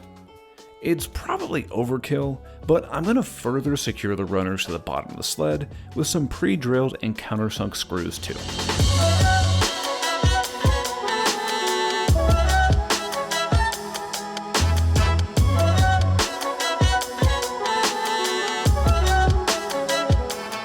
And with the runners attached, I can use my broken flush trim saw to get them to their final length. All right, with everything all sanded up, we can go ahead and start attaching the fences. Now the back fence is a little bit more challenging, so I'm gonna skip that for now and let's focus on the front fence. Now one of the questions that gets asked a lot about crosscut sleds in general is, does the position of the back fence matter? And the answer is no. nothing is ever gonna be referencing off this. So honestly, you could put it like that and you're gonna be fine. You're just gonna lose a little cutting area. But the whole point of this back fence is that once you cut through the sled, these two pieces are gonna be able to pretty much just flop back and forth. So by having that back fence on there, once you do cut through the sled, this just kind of holds those two pieces together so they don't move around. Because I'm attaching the fence with some screws, I slid the sled backwards and marked out where the blade will cut, just to make sure that I don't put any screws anywhere close to this area. Then I can flip the sled over and clamp the fence in place. I don't like to use any glue when making crosscut sleds, just in case I want to remove the fence at a later time, but I do throw a lot of countersunk screws in to keep it nice and secure. With the first fence on, I can reposition the sled on the table saw and make the first cut. And yes, the sled sticks a little bit right now, but some wax later on will get that moving perfectly. This cut should end a few inches away from the opposite end of the sled, and I can slide the sled back and attach the main fence. I'll first clamp it in place and then fire in one screw. Not all the screws, just one. This gives me this pivot arm that makes it super easy to adjust to a precise angle for the fence. Now all I need to do is get this back fence perfectly square with the blade. Now there is something called the 5-cut method, which is basically a big math formula that tells you if your fence is perfectly square or not with your blade, but in my experience, as long as you just have a large square, you can just set it up against the blade and the fence and get it pretty close, so that's what I'm gonna do. Take your time here because you really want this to be as accurate as possible, but once you're satisfied with the position, carefully slide the sled backwards, clamp the fence in place, and then fire in the rest of your screws.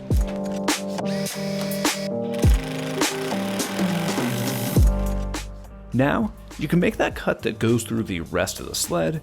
Just make sure that your hand is nowhere near where the blade comes through. Oh, I just realized I forgot to do probably the most important thing, and that was make the little gap for the sawdust to hang out in there. I'm an idiot! You're an idiot!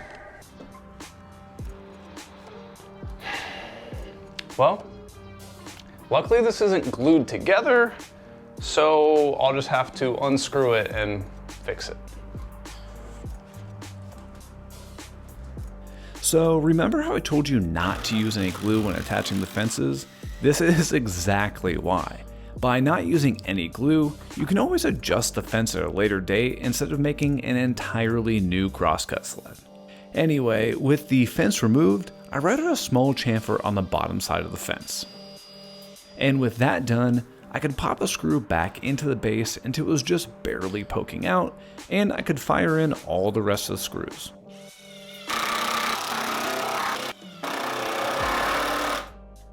So with that chamfer, pieces will stay flat up against the fence, and even if you make a ton of cuts and sawdust is all over the sled, it'll just slide out of the way into that recess. Now without the recess, sawdust will get wedged behind your workpiece and it'll throw off the accuracy of your cuts. Anyway, these edges are kind of sharp on my hands, so I'm going to hit everything with a roundover bit just to soften things up.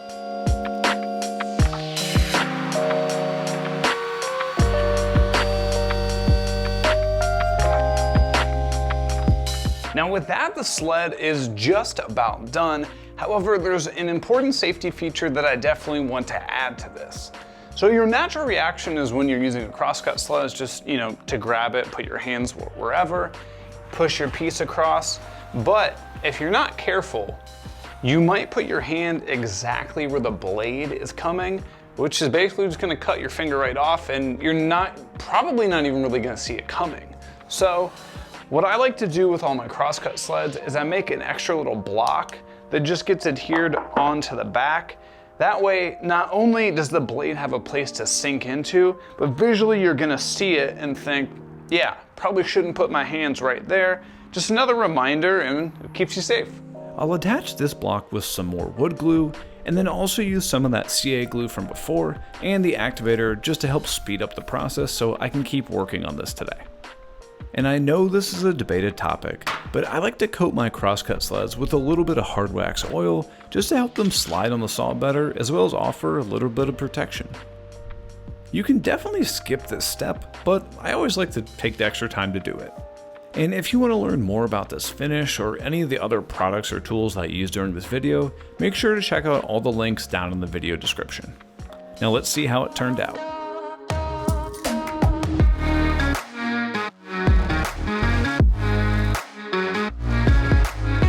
As someone who got rid of their miter saw a long time ago, my table saw is by far my most used tool in the shop, and this crosscut sled is going to make it even more useful.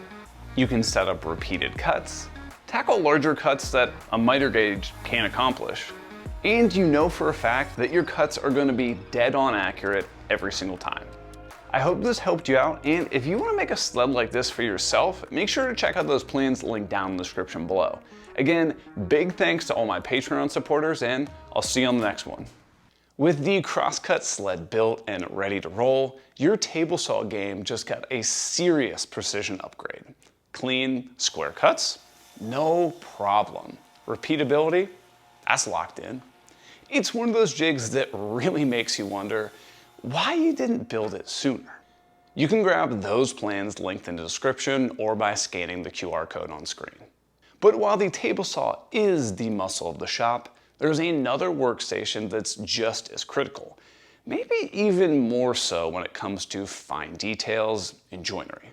I'm talking about the router table. From dados and rabbets to edge profiles and joinery, this thing does it all. And once it's dialed in, it becomes the unsung hero of the whole shop. Let me show you how to build this router table that's not only rock solid, but just might be the most important workstation in my whole setup. Hey, my name's Eric, and today I'm going to show you how to put together your Rockler router table on Spencley Design Co.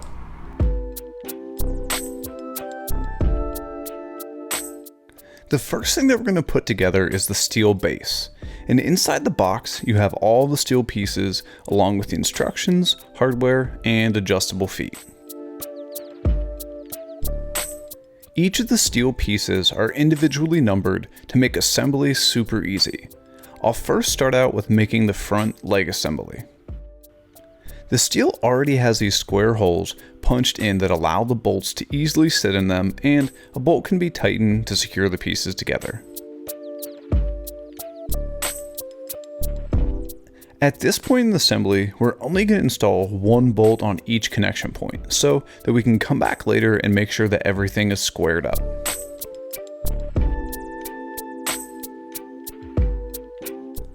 With the front and back assembly together, I'll add on the lower side pieces.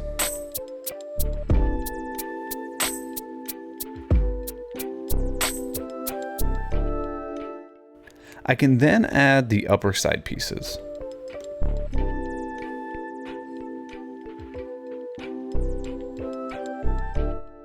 And as I mentioned earlier, I can now use a square and shift the legs around to make sure that all the pieces sit at a perfect 90-degree angle before adding the rest of the bolts to fully secure the base. And once the base is together, I can flip it over and thread on some of the leveling feet.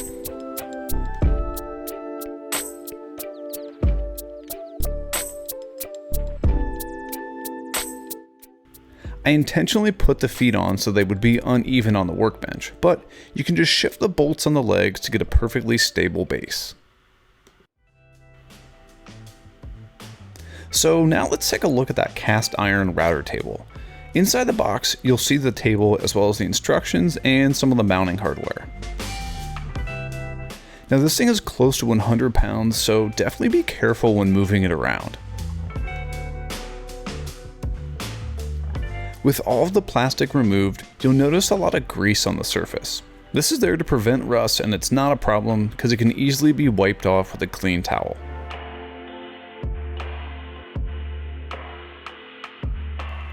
Now, let's get this beast on the steel base, and for that, you're definitely going to need some help. Don't try to be a hero here. 1, 2,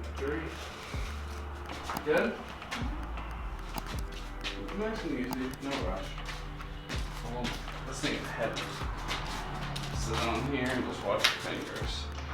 You good? Mm-hmm. Perfect. Thanks. The underside of the table has these mounting points, and I can drive the included bolts in to hold it securely to the base.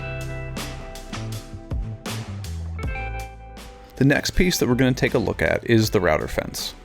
Inside the box, you'll get the instructions, fence, sacrificial fences, dust collection shroud, hardware, bit guard, and some joiner bars.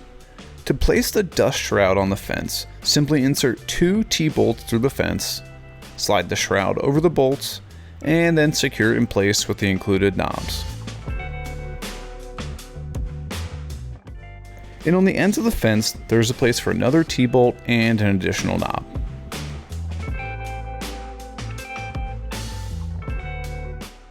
These bolts will allow you to slide the sacrificial fences onto the main fence and tighten it down so it doesn't move.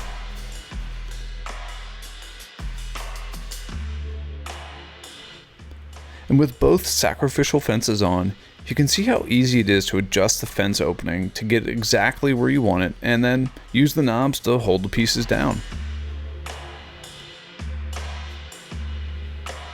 And the bit guard goes on with some more T-bolts and knobs that allow you to position it anywhere along the fence.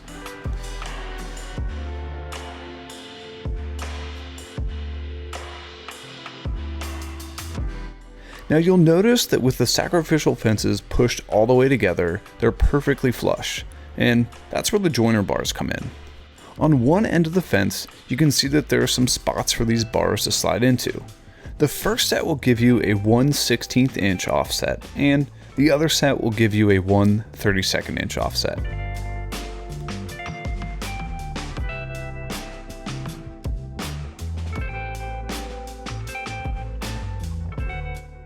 And with the fence assembled, we can attach it to the table with the included hardware, and it's free to move around. And once you have it exactly where you want it, just tighten the knobs and it's not going anywhere. The next component that we're going to take a look at is the router lift. So inside the box, you'll find the instructions, the handle to raise or lower the lift, the router lift itself, and some included hardware. The lift drops right into the table, but you'll notice that there's a small lip. That's not a problem because the hardware includes these leveling screws that can easily help you dial in the perfect height.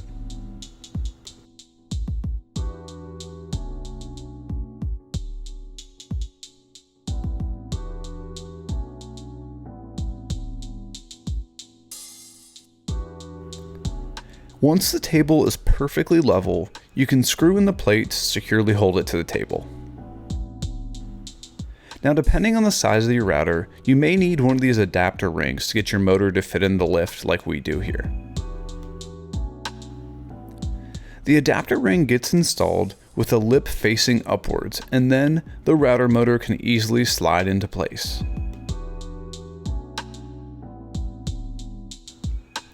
After tightening the 2 retaining bolts on the outside, the router is securely held in place and can be secured back down to the router table itself.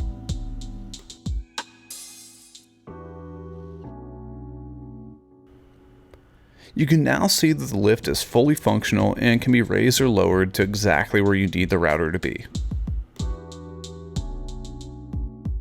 All that's left to do now is pop on the insert ring, and it's all done. So that's how you get the initial setup of this Rockler routing table. And what I'm gonna do in a couple days is I'm gonna have a whole video about how I upgraded this whole thing. So make sure you hit that subscribe button down below, that way you don't miss out on that video. Thanks. So the router table is built, it's solid, and it's already pulling its weight in the shop. Precision cuts, smooth profiles, and all the versatility you'd expect in one of the most important workstations in any setup. But if you know me, you know I can't leave well enough alone. Because while the router table is doing the job it's supposed to do, there's so much more potential packed into that footprint.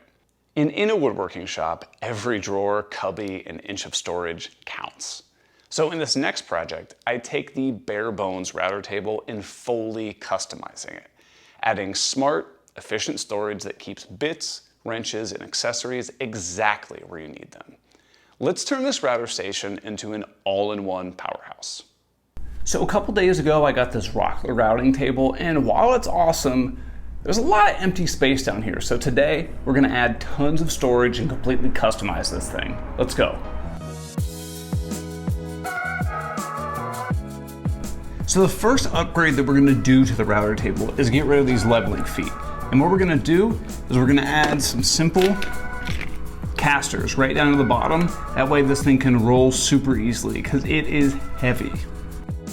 A few scrap pieces of 2x4 allowed me to prop up the base and remove the standard leveling feet to install the casters. Just make sure to pick up a set that's rated for plenty of weight.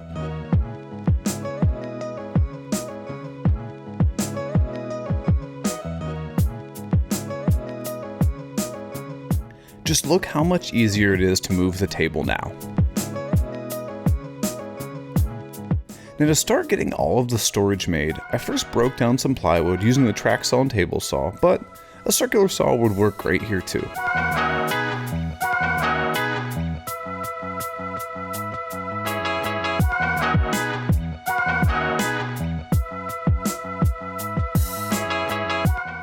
I'm starting out by making the side and the back panels, but I need to cut a few of these notches out here so that these panels do not interfere with the bolts that are holding the base together. I'll show you what I mean in just a little bit. With the way that the steel base is constructed, I need some 1/8 inch thick shims to help all the pieces fit well, and then it was just a matter of pushing in the panels.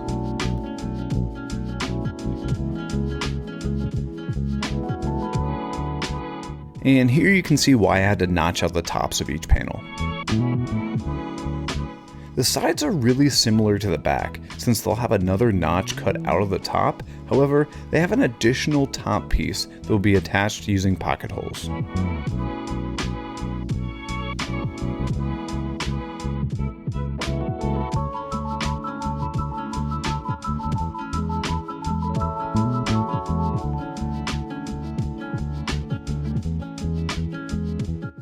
These two pieces can get pressed into place under the router table, and then I can cut down a panel for the center shelf.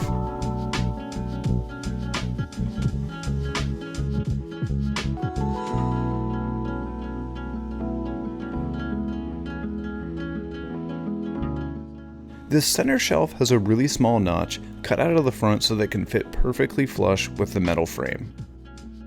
I attached it to the sides and back of the cabinet using some pocket hole screws and a few scrap pieces to make sure the center shelf was the exact height specified in the full plans that I made for this video. And if you're interested in picking up those plans, they're available on our website or down at the link below.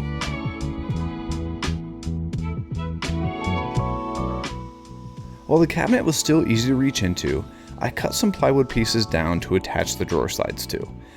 Now, since the plywood is actually about 1/32 of an inch, less than 3/4 inch thick, the drawer slide couldn't clear the metal frame, so I had to add another thin piece to get the proper spacing.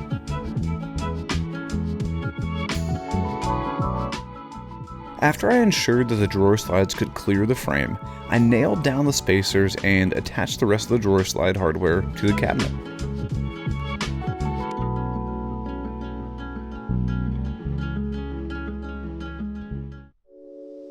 The next pieces that needed to be cut were the side panels that will surround the router. And you'll notice that I actually added the drawer slides before installing these pieces because there's no way I was going to be able to get my hands in those small spots once they're installed.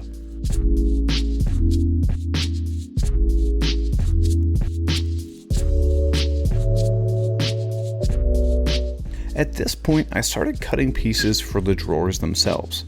I made sure to cut these pieces oversized and then slowly trim them down until the fit was perfect between each slide.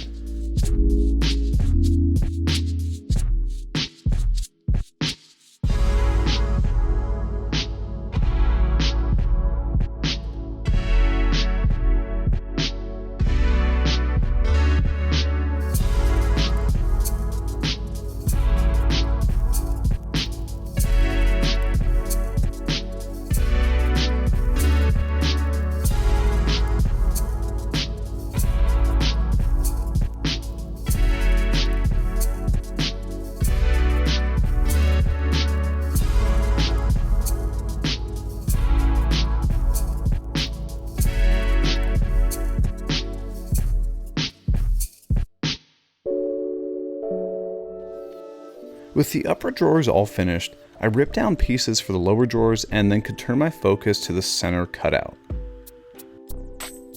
This is going to be a window where I can reach under the table to adjust the router, so I started by tacking down some support strips to build out a frame. A scrap piece of plywood will sit inside the frame and can be easily removed so that I have access to the router underneath.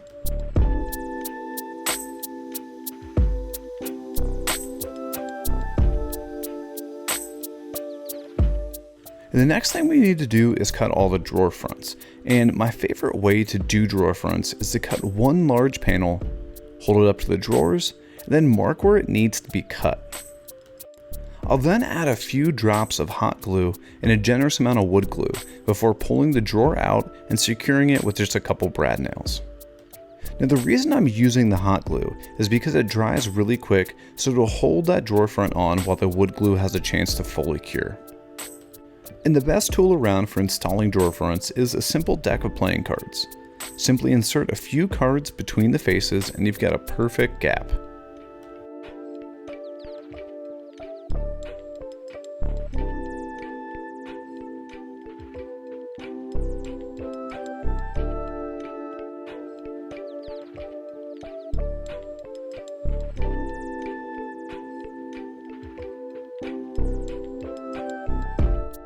To make this center panel easy to remove, I used a Forstner bit to drill in some small holes where I could super glue in some really strong magnets.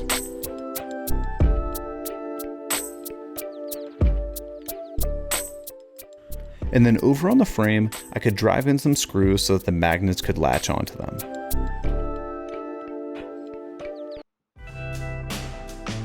Now to make the drawer pulls, I grabbed some scrap walnut that I had laying around and ripped about a 20-degree bevel on the underside to give a really nice place to grab onto.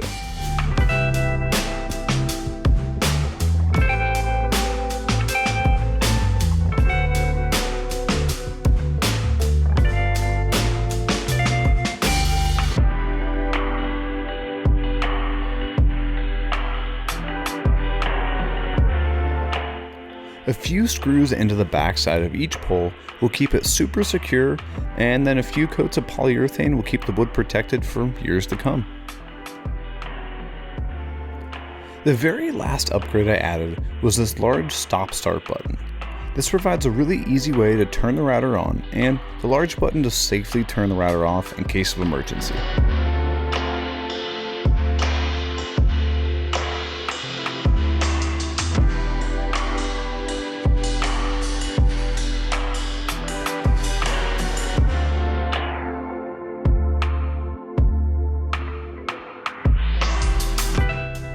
Hey, thanks so much for checking out this video. Now we do have plans available for this router cabinet, linked down in the description below. We also got 2 more projects over here that we think you're gonna love, so check those out and we'll see you on that next video. With the router table fully dialed in, storage, organization, and function all working in sync, we've officially turned a basic router workstation into a serious shop asset. Everything's within reach and it's ready for doing anything from fine joinery to heavy-duty routing. But let's talk versatility for a second. Because not everyone has the space or the budget for a full lineup of tools like a joiner, miter saw, or even a track saw, that's where this next build comes in. A carefully designed table saw sled that can do all of that and more. It's accurate, adaptable, and perfect for anyone building out their shop one tool at a time, but still chasing pro-level results. Let's build a sled that can replace half your shop without cutting corners. Let's jump in. Hi, I'm Spencley with Spencley Design Co. Today I've got something different for you. It's not furniture, it's actually a taper and joiner sled for your table saw. Let's check it out. So we started this project out with a piece of plywood that's about 24 by 36. The first thing that we had to do was grab a straight edge to use as a router guide. Now a built-in edge guide on your router would be perfect, but our cordless router didn't come with one, so we had to do it the old-fashioned way. Now if you don't have an edge guide like we have here, you can just grab a straight piece of wood, clamp it to your piece, and it's the exact same thing. We then grabbed a router bit that was just slightly larger than the bolt for the hold down clamp and locked it into our router. When cutting all the way through a piece of wood with a router, it's best to take multiple passes to ensure the motor doesn't get bogged down, and it just makes the whole process much safer. While we are routing these grooves, we just want to take a second to remind you that we have full written plans available for free on our website. Just check out that link below in the description and download them for yourself. Once the first groove was cut all the way through, we raised our router bit and moved the edge guide just slightly over to make a lip for the bolt head to sit in. You can accomplish the exact same thing by using a slightly larger router bit, but we didn't have one that would work for this application. After that groove was cut, we moved over to our table saw to cut this piece off. The exact dimensions don't really matter, but for reference, ours was about 4 inches wide. We then marked out where we wanted our horizontal grooves to be and routed those using the exact same process as before. If you're finding this video helpful, go ahead and hit that thumbs up button right below the video. We then moved back to our table saw and used a speed square to measure out the exact size of our fence so we could cut the frame to keep our sled square. We used the exact same steps to cut the remaining pieces to go around our fence. And while you're waiting, go ahead and follow us on Instagram so you can keep up to date and see exactly what we're going to be making with this sled. We then grabbed our Kreg jig and set the collar on the drill bit to accommodate 3/4 inch material and drilled in all of our pocket holes. It was getting pretty dark in our shop, so we had to call it a night and wait for the morning. The next morning we got up and started to assemble the sled. We used a small bead of glue and some Kreg screws to drive all the boards together and make sure that everything was perfectly square around our fence. Now if you have a little glue squeeze out, just grab a wet paper towel and everything will be fine. And once we screwed in those screws, you can see how well the sled slides over our table saw fence. Assembling the sled was extremely easy. We just used the included hardware with the hold downs that had the washers and the bolts and made sure everything lined up and fit perfectly. If the grooves that you cut aren't perfect, you can go through with a little sandpaper to make sure that they fit. The last step of this jig is to glue and brad nail a stop block to the end. The purpose of this is so that when you cut tapers on legs, you can make sure that every single one has the exact same taper. And with that last step, the sled was done. I just want to show you really quick how easily it is to set this up. Here's an example of a board that's not 100% straight. All we do is bring the board right over the edge, clamp it down, and run it through the table saw. And once you finish the cut, you'll have a perfectly straight line on that board that you can then run along your fence to make any other cuts that you need to make. And cutting tapers on pieces is just as easy. Simply move the top fence over and clamp your piece down at whatever angle you want to cut. Now whenever you add one more piece to the sled, you're going to have the exact same taper on it. Those are 10 of my favorite shop projects I've made, but I've got even more coming in the future, so I'll see you on the next one.